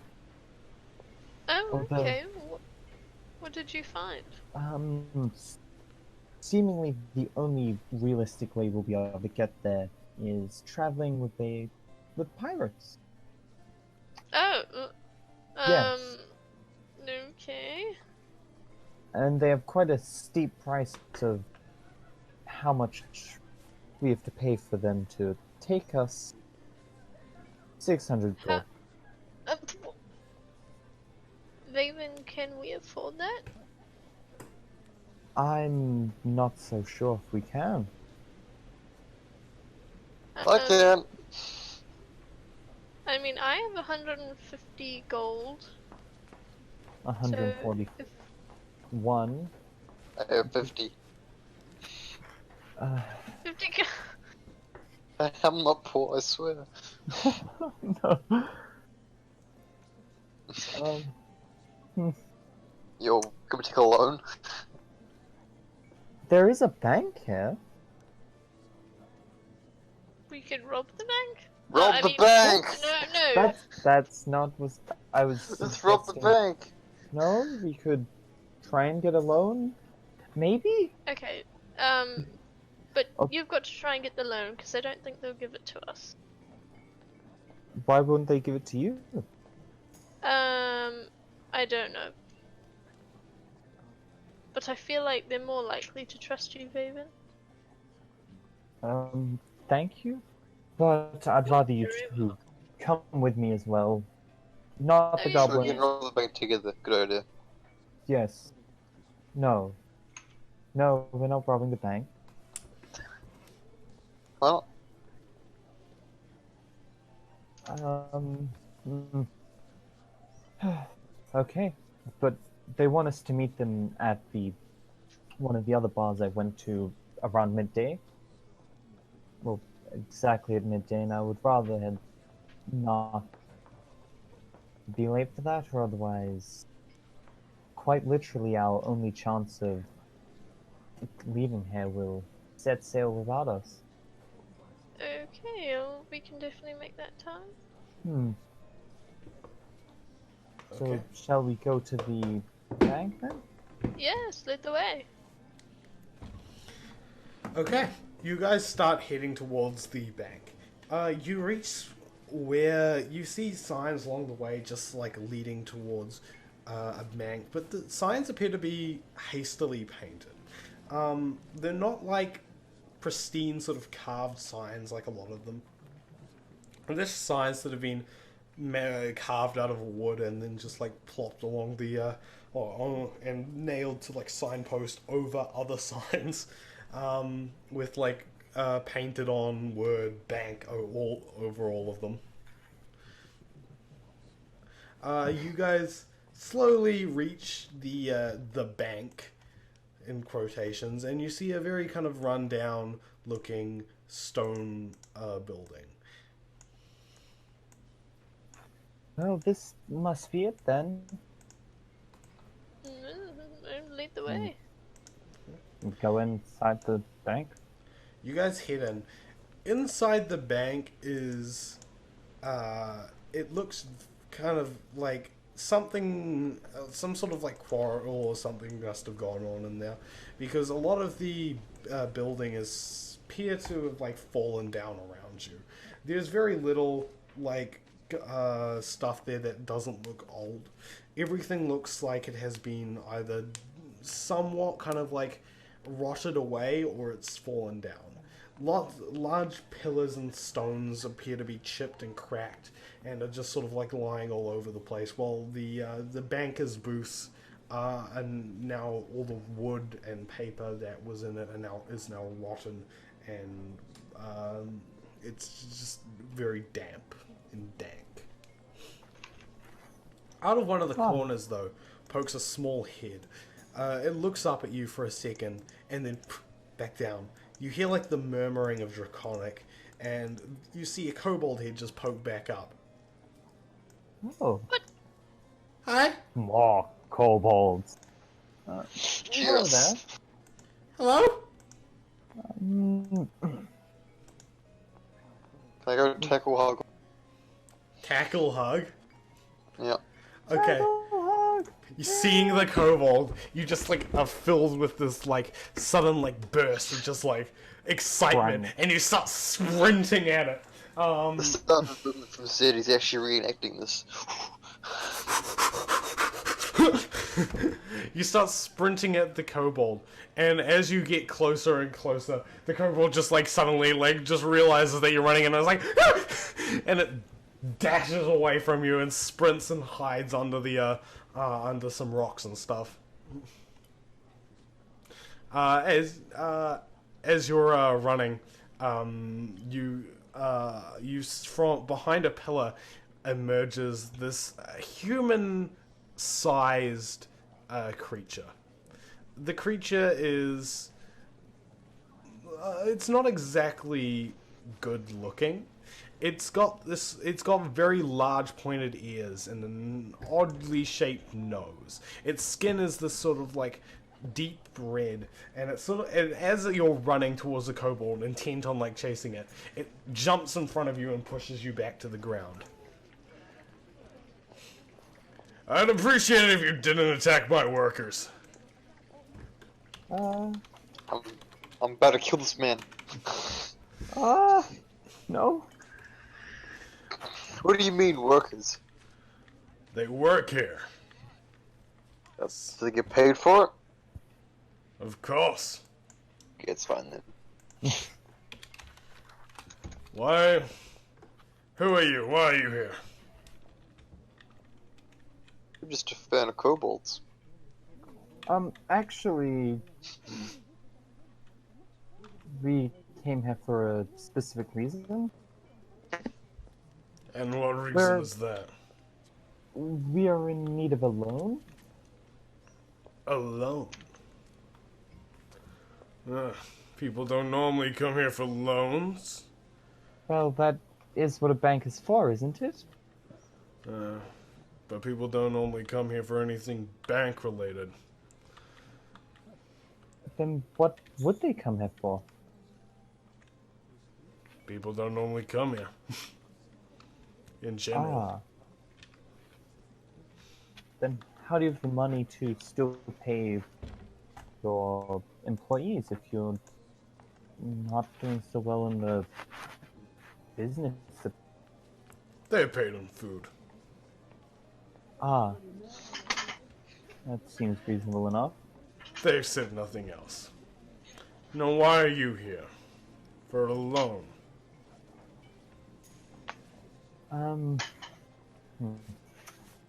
You're sort of you feel very on edge around this guy. Because of, not just because of how he looked, but you recognize his race, Vaven. You know he's a hobgoblin. Oof. Well, the hobgoblins are nasty. There is like- Kobolds too. They're just like regular goblins. They're like goblins, but like smarter. And they're mean. And taller. Yeah, it's a good hug. Can I walk up to the hobgoblin and try and hug him? You start wandering towards the hobgoblin, and as you you put your arms out, like about to give him a hug, and he just pulls a sword from his pocket and just puts it to your neck. You come any closer, and I'll make your friend into a shish kebab. Oh. I'd like to see that. I mean, how would you do it? Do you have a giant skewer? With the sword, Well, lady. oh, where's not the a sword when simple- we want to That's make not a Yeti shish kebabs? kebab then. You know what? I'm gonna back off, okay? And then I'm gonna stealth and do it again. He's looking directly at you, so Turn invisible. Okay, fine. I'll distract him with my little jewel thing that flies at his face. And then Oh he needs a damn hug. no. you're gonna make the jewel thing fly at his face. Yeah, but have a hit on my jewel, bro. Okay. Yeah. You, the jewel flies out of your pocket and starts spinning towards him. But seeing it out of the corner of his eye, he with his sword and just whacks it to the ground. But not being one to give up, the jewel starts flying back at him. He whacks it down and he's like, "Call off your thing." While he's distracted, I wanna try and stealth. Okay, roll for stealth. It's gonna be a 23. 23. Yeah.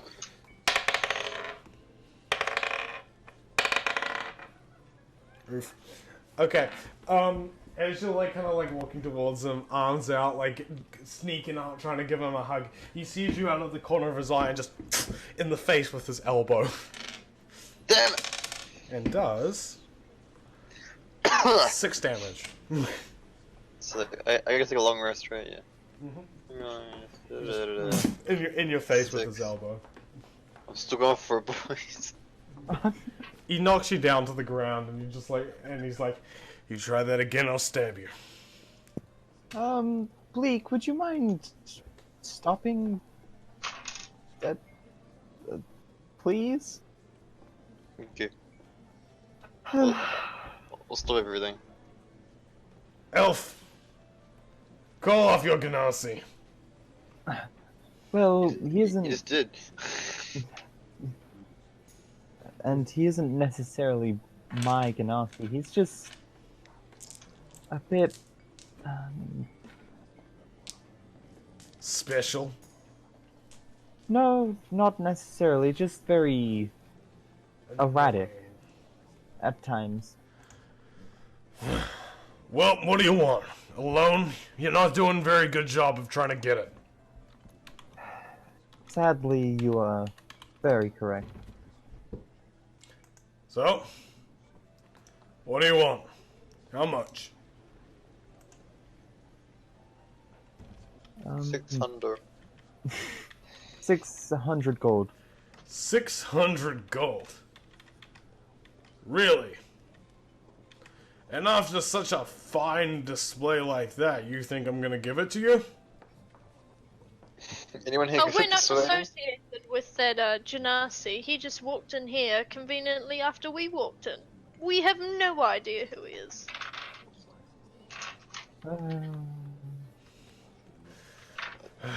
It's almost as bad as me trying to hug him. Roll deception. I mean, shouldn't it be disadvantaged? Yeah. Okay. Roll deception with 10. disadvantage. Did you roll with disadvantage? Oh, wait, that's... Yeah, it's 10. 10?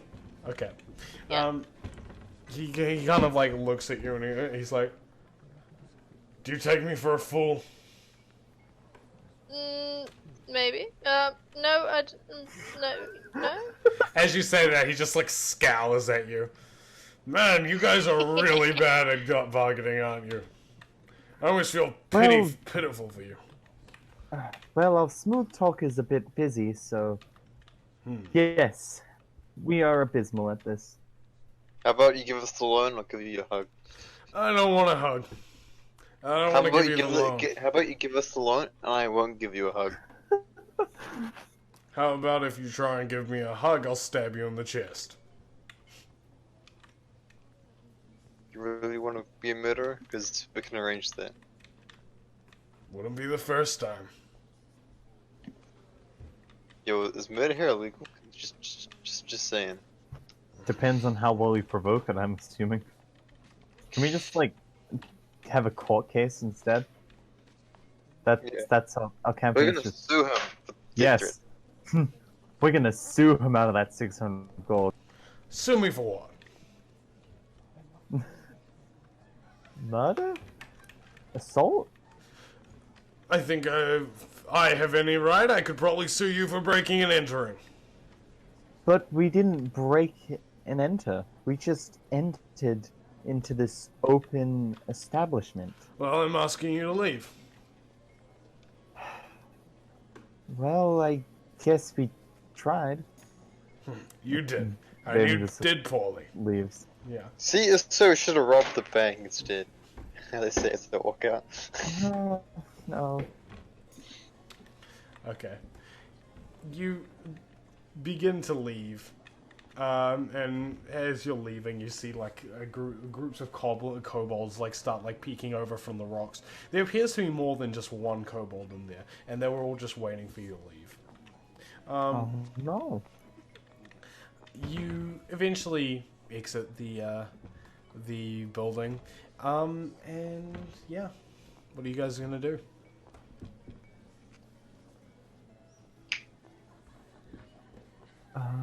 I think we're kind of lost. Any other ideas? Well, no. No ideas? What time is it? What time is it? Like IRL right now, or in the game? No, it was in game. In game, it's still the morning. You guys didn't take long to do that.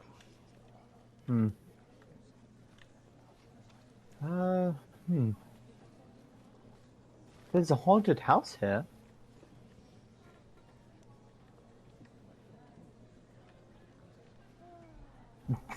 And I don't know. I'm sort of at a loss for ideas.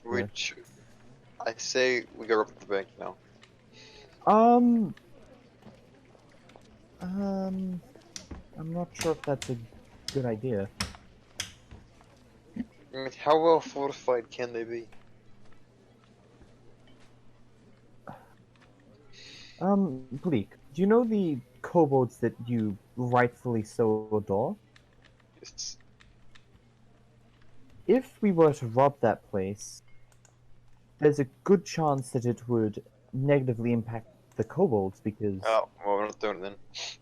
Yeah, my thoughts exactly. As much as I wouldn't mind the owner of the establishment to be a little have less heavy pockets, I don't think it would be the most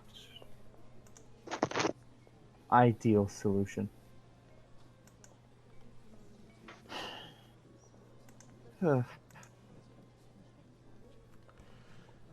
Okay. So what are you doing? Like all poor people, we have no idea. Let's go ask the light barkeeper the best way to get a large amount of money quickly. Okay. You guys start heading back to the light bar and enter, and you see the light bar keeper at the counter. Ah, hello, welcome back. So soon. Hello. No one going to talk to me? Hello. Hi. Why are you back so soon? We were just inquiring, what would be the most efficient way to gather up large amounts of... The most efficient way to gather up large amounts of money. Well, you could go looking for treasure, or I suppose there might be someone around here with in Rupberry that may have a job for you. Actually, I think there may be. In the corner of of Rupberry is a large figure, sort of hunched over. That man over there, he's from around here. Apparently he was sailing a little while ago before he stopped at a place. He came here asking for help. Apparently somewhere in Rupberry there's somewhere that's haunted, so people say, and he wants someone's help with that. If you are, of course, interested in helping. I mean, I did tell you guys about that haunted house, did I not? You didn't say anything else about it, though. Well, I didn't know anything else about it. That's why I thought we could have gone and investigated. But, yes, although my concern is that we'll have to be relatively quick, or otherwise our chances of actually leaving will be impossible, most likely. Well, you have till midday, is that correct? Yes. It's almost midday now. Maybe you should talk to him when you get back. Okay, so we'll go to the haunted house, assess the situation, talk with the pirates, and hope that they don't ask for the money then and there. I was thinking more talk with the pirates, come back here, talk to the elephant dude in the corner, and then go to well, wherever you need to go. Seems reasonable to me. Or whatever way you really want to do it. I'm not in charge here. It's your guys. It's your adventure. Bleak? Not? What do you think would be the best choice? Let's see, we go for it. I don't know. What do you think, Maven? For a chief of police, you're fairly indecisive, aren't you, Nox? Yes, I am sometimes. Can't help it though. It's just a thing. Of course. Well, do as you will. It's not up to me. Well, I think we should meet with the pirates first, yes. That seems... And then continue to hope that they don't ask us for the money then and there. Okay. Okay. So you guys start heading to the place? Yep. Okay. You each stand up and wander along into and towards the flying fish. The two pirates that you saw earlier, Now, still sitting in the flying fish, David. And they're still they're sitting there, and they look up at you, and they're like, and the woman looks up at you and is like, "Ah, Raven, Hello. you've come back, and with your friends." I've brought these two. One of them's a little bit busy, and the other two are. I feel like I they'd be am detrimental. the friend that has been spoken about. Ah, you know. My name is Haley Siali. You may call me the Razor, and this is my friend. Do you mind if I call you Mr. Pirate? Miss- I'm just not very good with names, you see, so... Mr. Pirate. The woman. Oh, Mr. yes, I mean Mrs. Pirate. So sorry, so sorry. I do mind, if you call me that. And this is my friend Edgardo. Bulletproof Farnham. You may call him Bulletproof. Very well. It's a pleasure to And you properly be introduced. have brought Nox along with you, I see, Vaven. Nox, the captain of guard at Daroom, to deal with Nox? pirates. Nox? How Sorry, you go. how do you know these people? Oh, do I know them? What's going on? Do I know you? You don't know us, but we know you very, very well, Nox. Oh, brilliant. So, mind enlightening me then? You are the captain of the guard at Daroom. Are you not? Oh, yes, but you see, I'm currently on holiday. Quite a holiday this is. Indeed. Very interesting. Vaven, would you come with me, please? Yeah. Bring your, Ganassi friend. But you, Nox, you will stay here. Okay, well, I can do that. I'm currently not on duty, so please don't feel threatened by me in any way.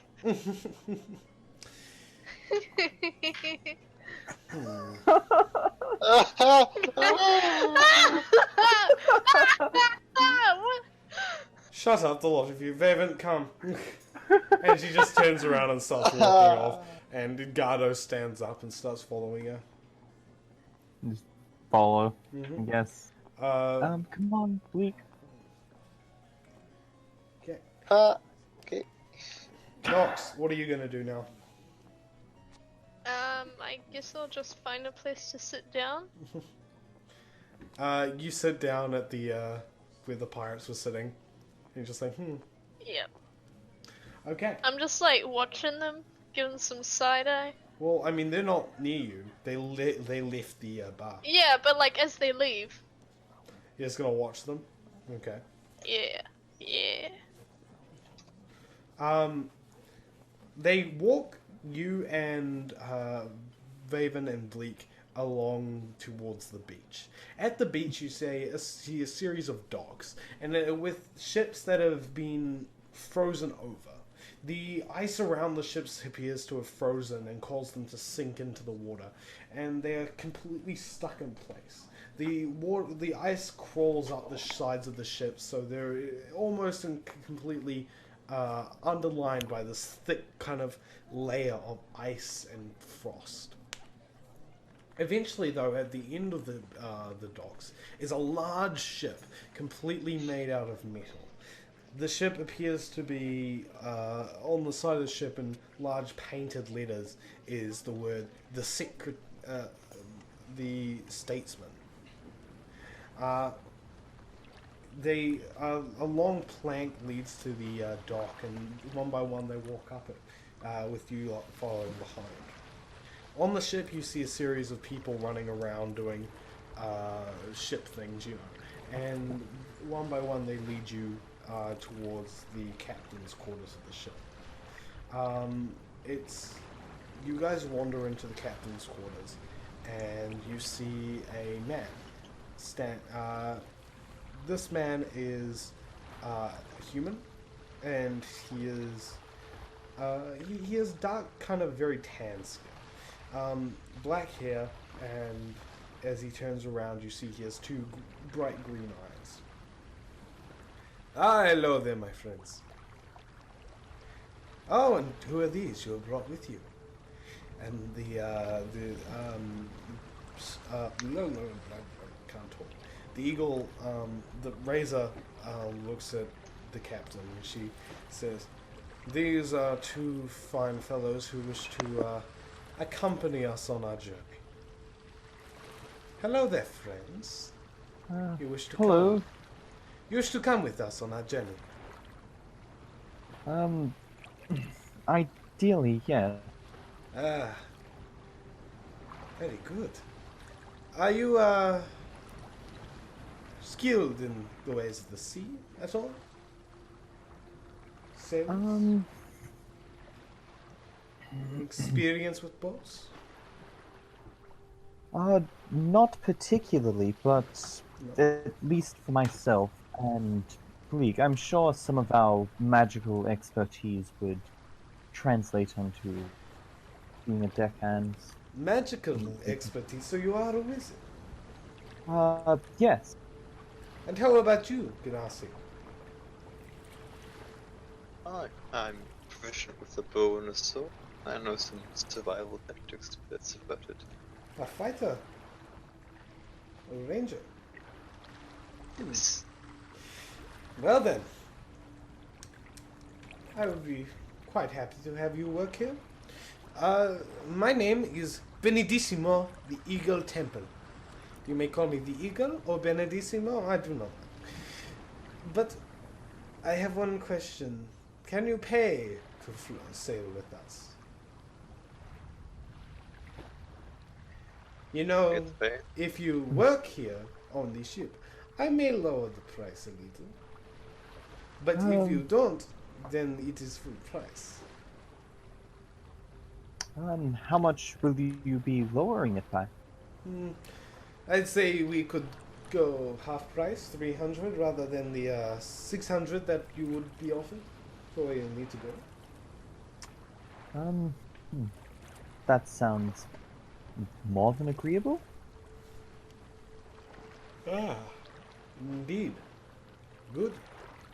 And as you kind of, he sort of smiles at you.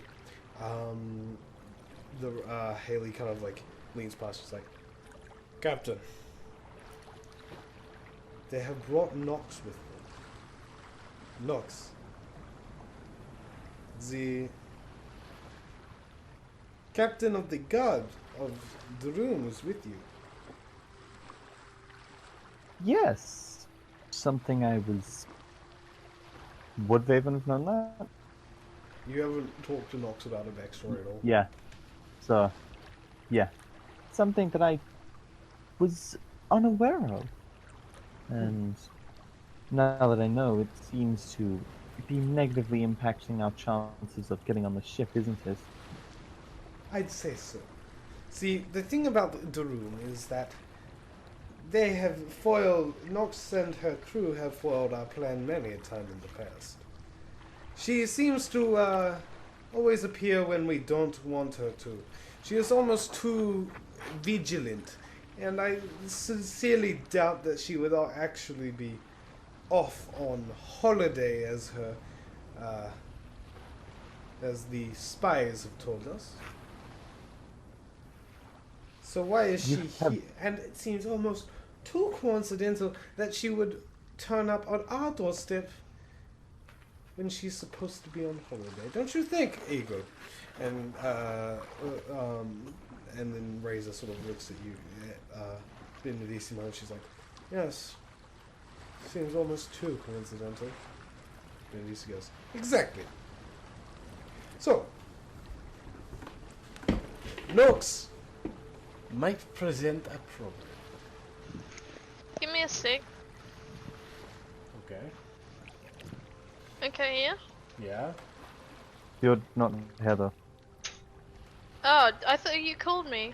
Wait, Yeah. did you call me or not? We're talking about No, we you. just... Yeah. Oh, okay. Pay attention, Sam. Oh, Come I'm on. doing the dishes, okay? I have to multitask. Just pay attention. Gosh darn it. Gosh darn it, Sam. Gosh damn it. Anyway. So Nox might prove problematic to your campaign. Is there anything you can do to perhaps reassure me that Nox will not be of a problem? In what way do you want reassurance of her If you can vacational state?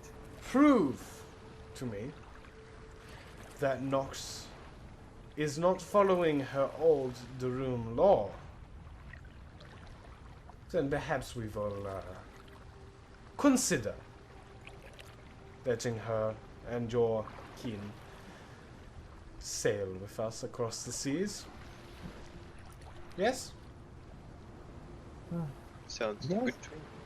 Yes. Good. I would say farewell, but I know we are going to meet again. So, for now, goodbye. And, kind of, Farewell. We get, like, ushered out. yeah. Mm.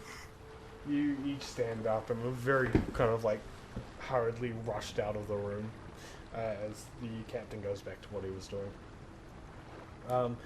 They walk you back to the Flying Fish Brewery where Nox is, and then leave.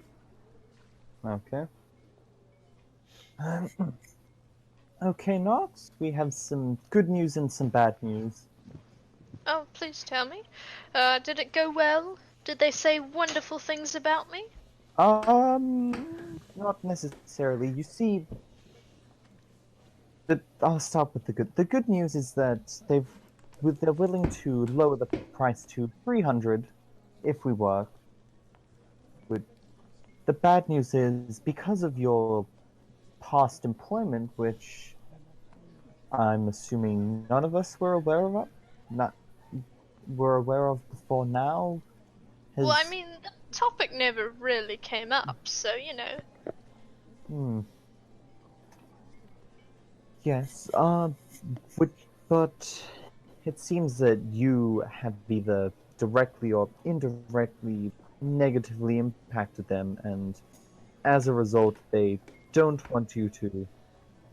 trust you as much as we do to not rat them out, snitch on them, imprison them, anything of the sorts.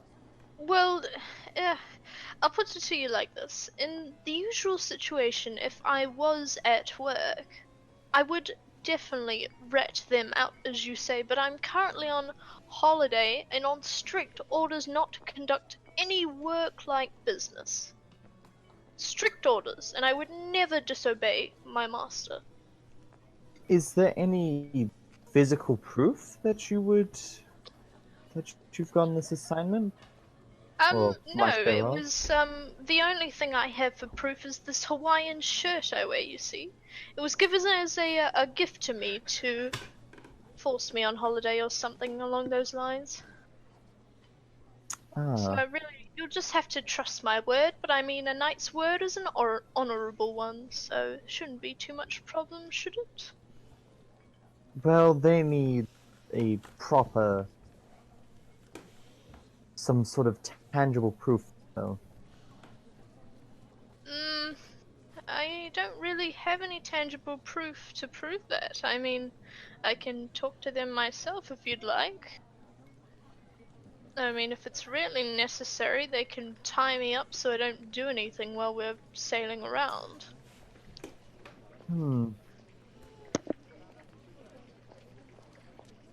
That something along those lines might be necessary. Wait, Well, yes, I mean, if that's how we achieve a discount, then it has to be done. Wait, Zed.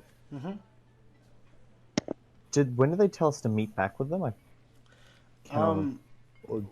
They didn't give you an exact date. It's just whenever you can. Okay.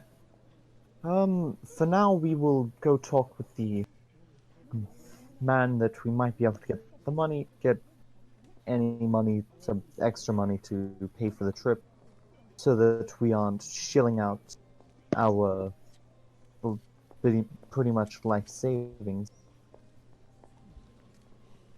Okay. Okay.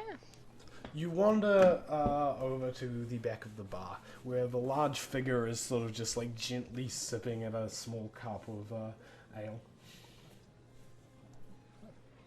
His back to you. Actually, Nox, would you like to start the conversation? With the pirates? Or with the people getting the money? The Elephant Man. Oh, okay, I go to the Elephant Man. What exactly am I trying to get from the Elephant Man? Employment so that we can figure out what's going on with the haunted house Pay here? attention, Sam. Oh, okay. Hello, Mr. Elephant Man. I was wondering if you could be so wonderfully delightful and help me and my associates. Come slow down. Okay. I'll slow down. He sort of turns around, and you see this. You see his head is that of an elephant, with small sort of tusks protruding out of the sides of his mouth. He turns around, his large hand sort of like gently putting down the cup. He very slowly he looks back at you. Now, slow down. Who are you? Okay. My name is Nox. I'm a knight, as you can see, and my associates over there. Yes. And I are looking for jobs. Do you happen to be hiring? Well, I can offer plenty of work experience. My little friend, I trust you. Of course I am hiring. I'm looking for someone to help me with a spectral problem. Ooh. Yes. We'd love to help. What are you? Adventurers or workmen? We are merely afford an expensive boat ride. We're merely travelers looking for a way to afford an expensive boat ride. Well, I think I can help you. How much are you looking for? I go from up to 400 gold pieces. Well, a boat... 400. Okay, the 400 would be brilliant. We'd be happy to do the job for the 400. Whatever job that may be. Wonderful. I need you to exercise a house up in the top of Rupberry. You see, I used to live there some time ago, and since then it's had a couple more owners. One of those owners he wasn't exactly the nicest. He tended to break things and kill people, and because of his unfortunate actions, the place is haunted. I want my house back, so if you can deal with that, I would be more than happy to pay you. Yes, we can definitely help you.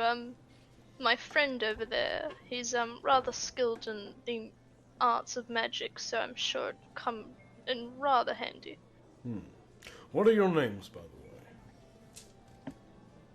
Well, I'm Nox, that's Vaven, and that's Bleak. Raven, Bleak, Do a and little wave. It is very nice to meet you. My name And it's lovely to meet you. is Thumult. Now, Interesting name. thank you. Your name is also very interesting, Nox. Nox. Yes, well, I will go discuss with my associates, and we shall come up a plan to deal with your paranormal problem. Good. And Nox walks away back to the group. Okay. Guys, that elephant is called Thumal. Just letting you know. What So- the slightly different way to pronounce our antagonist, who's nothing in common, who was also in a one-shot that we did a while ago? Yes, so he has a It's a ghost yikes problem. for me. And he wants us to get rid of his ghost, and it'll pay us 400 gold. So, Wait, Zed, Mm-hmm. is are Curtis and Smathers' weapons like actually magical? They technically, yeah. Magical in the sense that they can hit ghosts? Yeah. Okay. because Yeah. don't I have that magical sword? What is it? Like dragon infused? Yeah, if something? your dragon glass sword is glowing, then technically it's magical. Okay. Okay, yeah. cool. Are they glowing? Well, only if you make them glow. Fine. Mm-hmm. I guess I give up my one because it's like least value. Sorry, what? I'll make mine glow. Okay. Your sword starts glowing in its sheath.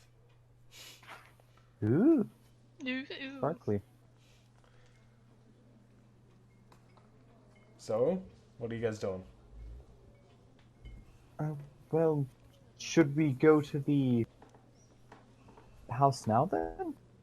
Yeah, let's do it. Just a heads up, I'm a little bit superstitious, so I'm not sure how well I will, deal with ghosts.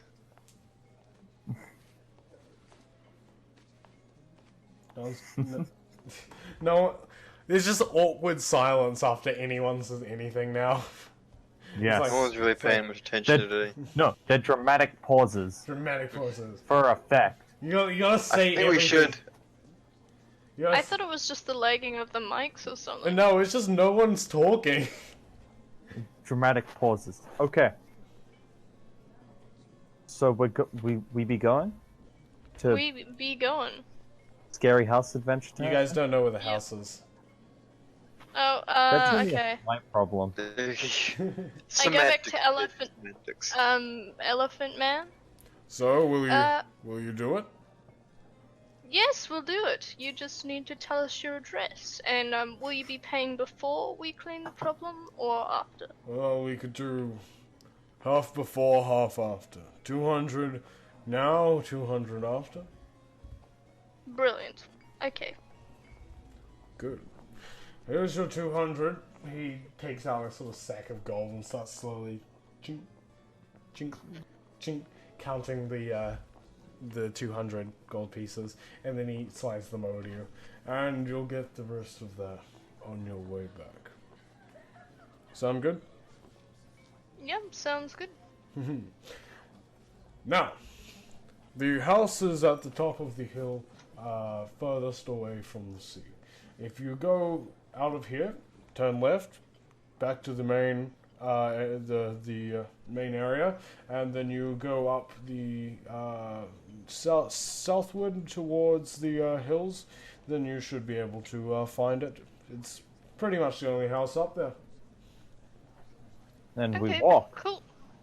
Mm-hmm. I will see you later when you have dealt with it. You guys sort of pack up, or whatever you were doing, and start heading off towards the house. Am I correct Yep. in saying that that's what you're doing? Okay. Heck yeah. You guys head inside the house. The entire place is essentially, as you kind of gain it, you get this very eerie feeling. The place seems spooky. Like, just in the way it is. Everything feels kind of just off about the house. The entire place is covered in this sort of dark mat of it's covered in this dark mat of I'm trying to talk but I can't. It's covered in this dark mat of like damp rot. And as you head inside, you immediately hear the very, very loud squeaking of floorboards. This place doesn't offer much protection from the cold, but it is there are no holes in the roof or anything for the snow to leak in quite yet.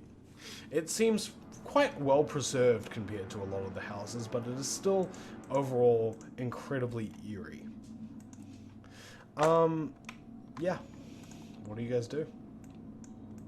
What's your first move? Bag's not looting the way. You're the tankiest, you should lead the way. Also, you have a sword. You do the most damage, though. So you The bow. Can I cast? Yes! All the more reason you can see the ghost from a mile away and shoot him before he gets close to us. That's why I should be at the back. At the front! Can I cast Detect Magic as a ritual? Okay. While they're just bickering about who should go first? Okay. You sit down on the We've ground. probably already disturbed the ghost. You sit down on the ghost and you begin to cast. The ghost. You sit down on. God damn it! You sit down on the floor. This is spooky. Wee. Suspenders. Ooh. What? Suspenders? Oh, you're wearing suspenders. No, I that's forgot. scary. You know what? Hey, Sorry. you gotta take that to ball. Aw, I'm sorry. Anyway. Suspenders are going on. You got okay. You guy Vaven sort of just like plonks himself down on the floor and starts casting his thing while you guys are like arguing away in the corner.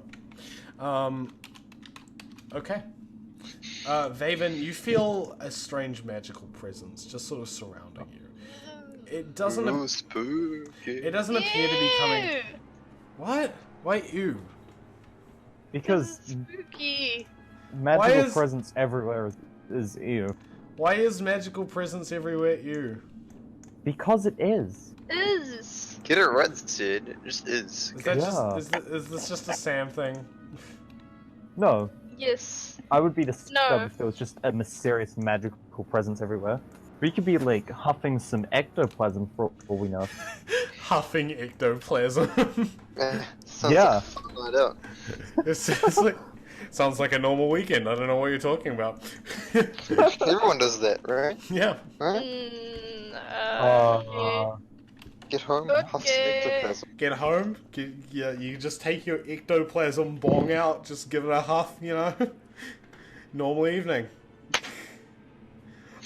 No, guys, No, you don't. stop. Cease. Thank you, Ben. Peer pressure. Cease your Peer. huffing. I gotta peer pressure him into smoking some ectoplasm.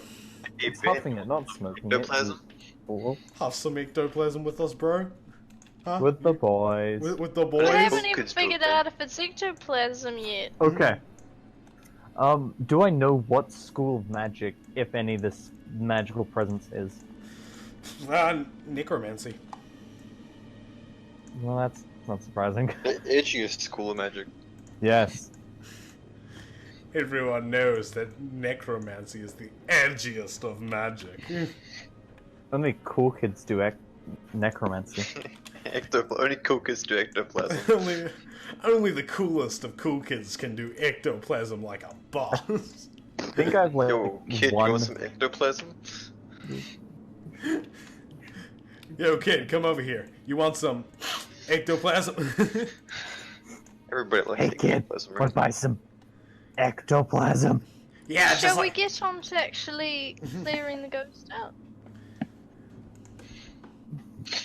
Yes. Yes.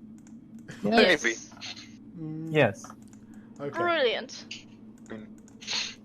What do the suspenders say? That's Oh, yes. that got me. I'm worried. I'm scared. I'm frightened. I'm just I'm of the scared too, I'm Zed. of the sound of just Curtis's like Oh, things just like slapping against himself, and then of the grunts of like joy. It's like it's a little uncomfortable. oh. Like You're It's obviously smoking just- hot. like the slap. Uh, The combination of just the slap and then the is just Oh. really unsettling. Okay, what I'm going to do, just when I'm realizing, oh yeah, spooky magic everywhere, I'm casting Mage Armor on myself. Okay. You I'm cast gonna whoop that up. you cast Mage Armor on yourself? Okay. Yeah. As you guys cast Mage Armor on yourself, the door of the that you left open behind you just shut. Ooh! And then a nun pops out. Oh, shut up. Shut up. And Shut the frick up. What? Shut the front door. Okay? Make the ghost appear to be a nun. Just me. No. That's just mean. Why? Is it because You know that I don't like nun ghosts. Oh, I forgot that. I don't like nuns. They're scary. I don't like people. Just in general. Okay. Yikes, man. They frighten me. They just. Okay. The X from me, dog. Okay, anyway. Besides the door slamming, does anything else happen? You. Besides the door slamming, nothing really. Is the door locked? Do you want to go check? Just open Yeah. the door. Huh. It's just like, it's open. Huh, must have been the wind. You wander over to the door and you kind of like pull on it, and you notice that the door is in fact locked. Oh, Oh, that's crap. foreboding. Well, I guess it wasn't just the wind then. Can I make him wait, can I place my sword over Nox's sword and try and make a makeshift cross? Can you? And then make it glow? Okay, you sort of like steal Nox's sword from her sheath, and she's like, "Hey!" as you like take it, and then you just like bond it together in like a sheath, in like a makeshift cross kind of thing. A glowing makeshift cross. It's really important, but Yeah, I have a question. yeah. Do crosses have any religious meaning in Iskana? Nah. Okay. wait. Who's the god opposite of ghosts? What's the God of- What's the opposite of a ghost? Yeah, who's the god of not that? dead person? The god of life. Who is the god of not dead people? Yeah, who's the god of not dying? I don't know. Let me check my list of the gods in Iskana, and then I can tell you what the god of not being dead is. And then we have to do a religion check. The power of not being dead compels you. The power of not being dead. Roll a religion check for me, would you please? Thank you. Oh, that is a 19. Ooh. My religion is probably -1. So it's an 18. Oh, it's 20. Unnatural. Oh, it's +1, not -1. Ooh. My bad. Who could have guessed? Good job, Nice. bud. You roll the thing, and you know that Ubris is the The god. power of Rupberry compels you. Is the god of The water. power of hubris compels you. Ubris, the god of the radiant river, is the god of water and light, which is the closest thing we've got to a life god. Who's the god of not doing drugs, aka ectoplasm? Hi, my name's Carl, and I'm the god of not doing drugs. I haven't been This- doing drugs since I was 7. Don't do drugs, kids. Yeah. Stay in This- school. We are Be like me, the sponsored by god of not doing drugs. drug anti whatever R stands for education. Hi, I don't do drugs. Be like me. Jewels are not cool, Drug kids, so stay in abuse school. resistance education. It's not cool to jewel in school. Yeah. Thank you, That's Daryl what a Gates. Fortnite Very guy cool. says. Fortnite Carl says it's not cool to duel in school. Default skin Dan God, doing a hit make it with stop. 100 points of damage to your health. Anyway, guys, Fortnite Dan says that doing drugs gives you a fucking is like a shotgun blast to your head. I don't even know where I was Y'all going with that. alright there? I no, don't know. Anyway, So I know. Okay, do I know what his symbols? what his symbol is? Yeah. He doesn't have a symbol. Fuck. why didn't he have a symbol? He just doesn't. That's dumb. Can That I is like? dumb. Yeah, I'm gonna pray to whatever his name was because I've already forgotten. Urus? Oh, no, Ubris. Ubris. Ubris. Okay. I pray to thy shitty god who does not have symbols because he sucks. For no You know reason. Lodos doesn't have a symbol either, right? Why? Why don't they? None have of the gods have symbols. That's gonna be really impractical. That's just lazy for development on them. your part, Sid. Okay, Oh ow. God. Zed puts a lot of work into this campaign. I don't Thank have to make you. symbols for the gods, apparently. What do the clerics do? Do they just like hold little nothings? Yeah. They don't, like, Let me just draw the symbol for this god. Oh wait, I can't. They don't need to do Well. Oh. Okay, so they They- just don't need arcane they- focuses. No. They literally all they do is that they just like kind of focus on like what their god like aspires to be. Okay, So, so they gods have aspirations? Yeah. I want to be Well- an astronaut one day. That's not. Okay, lore time, boys and girls. The gods of Ascana, what they ask of their followers is that their followers simply reflect the ideals that the gods themselves have. If you have a trinket or a crystal or something that's very valuable to you that you associate with the god, then then the gods will bless that thing as a spellcasting focus for a cleric or a paladin. There's your fucking little rant about how that works. You're welcome. okay, Stupid law. that's gonna be fun when we all die and become clerics. Purely for that, Can't wait for you guys to die and become clerics. Jesus Christ. all of us. All of you. None of you will Even not you. be. You're becoming Even a cleric me. as well. Even I mean, druids are basically clerics, right? Except shit. Druids are What? What? Well, no. No. What? I'm confused. Anyway, Druids are clerics, but shit. in the dark, you hear a small voice kind of echo out. Who are you? Why are you here? Stuff off! We don't like ghosts. Are you a nun? Shut a up. nun. You know how much I don't like that, and you're constantly just.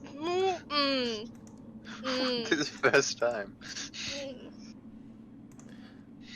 Are you here to save us? Are you From kobolds? what? Are you here to Why save would we us? need to save you? You're ghosts. Are you You're the scary kobold one. ghosts? We are not kobolds. Fuck. So there's No. more than one of you. Shit. Fuck. Who Why'd you was the close one the that door, just you slammed creepy the bastards? door?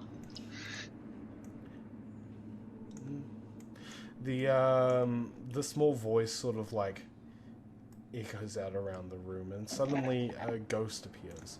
The ghost. Ooh. Calm down, Is Sam. it a nice looking ghost? Mm-hmm. Like a friendly looking ghost? Yep. Casper the friendly kobold. Da da da. Okay. The ghost sort of like hovers in front of you and looks at you, very peculiar, very like kind of like oddly. The ghost is that of a small girl. Floating there, her skin and dress kind of glow with this ethereal, ghostly light, and she looks at you with these large, watery eyes. I haven't been able to leave. Why'd you lock the door, you weirdo? I need Maybe help. because you locked the door. Have you Yeah. tried opening the door? I didn't. Instead of closing them, open them, right? Wrong direction, love. I didn't lock the door. Who? Oh no! Oh, Who locked shit. the door then? The person who's tracked me. Oh, here. hell nah. The person who's what? Tracked me here. Oh. So there's more than one of you. Oh. Zed, Mm-hmm. does Vaven know how to perform exorcisms? Nope. Yeah. We need a cleric in it. I need a young cleric and an old cleric. It's time to reenact The Exorcist. Let's go, boys. Anyway, Okay. It's not even the ghosts that do it, it's just like someone in the party just freaking out. that, ladies and gentlemen, is where we're gonna end the session for today. Oh. Darn It'd it! be fucking an ending. Yeah. Dun, dun, dun, dun, So dun. next I time- don't like kids. Next time. They're worse than ghosts. On June the It's like that one Brandon Rogers sketch. 13th. Where, it's like that one Brandon Rogers sketch where it's like something even worse than kids. Boom. Something even what? I messed it up. I forgot the sketch. dead kids. Okay, never mind. Well, you guys, do you know that thing? No, yeah, it's like Okay, where it's cool. just like on a board Yeah. and it's like kids and then take it off. It's like dead kids, isn't it? No. It's like, Oh. do you know? Oh wait, no, I remember. It's like, you know what's even worse than a rapist? Boom, and then like it's this child A rapist child. on the board, and he's like, a child, no. I love that. I love that sketch. It's amazing. But yeah. Thank you for watching this episode of The Frozen Heart. Sorry if it sort of like dwindled off at the end there. I ran out of things. I thought I'd planned more. Apparently I hadn't planned that much. But we got through it and we know what we would do. We got to all the cool stuff. And we also had Vaven's cooking show, which was... Da da da da. Yeah. We need to make a theme song for that. Anyway, so thank you for watching this episode of The Frozen Heart. I had fun. Did you guys have fun? Yes. Yes. Yeah, I have I fun. enjoyed being a professional chef. Okay, thank you for watching this episode of The Frozen Heart, and we'll see you guys next time. Remember to like, comment, and Ta-ta. subscribe. Bye-bye. I'm not gonna What? stop it until everyone says bye. Come on, guys. Bye! Oh, Toodles. goodbye. There we go.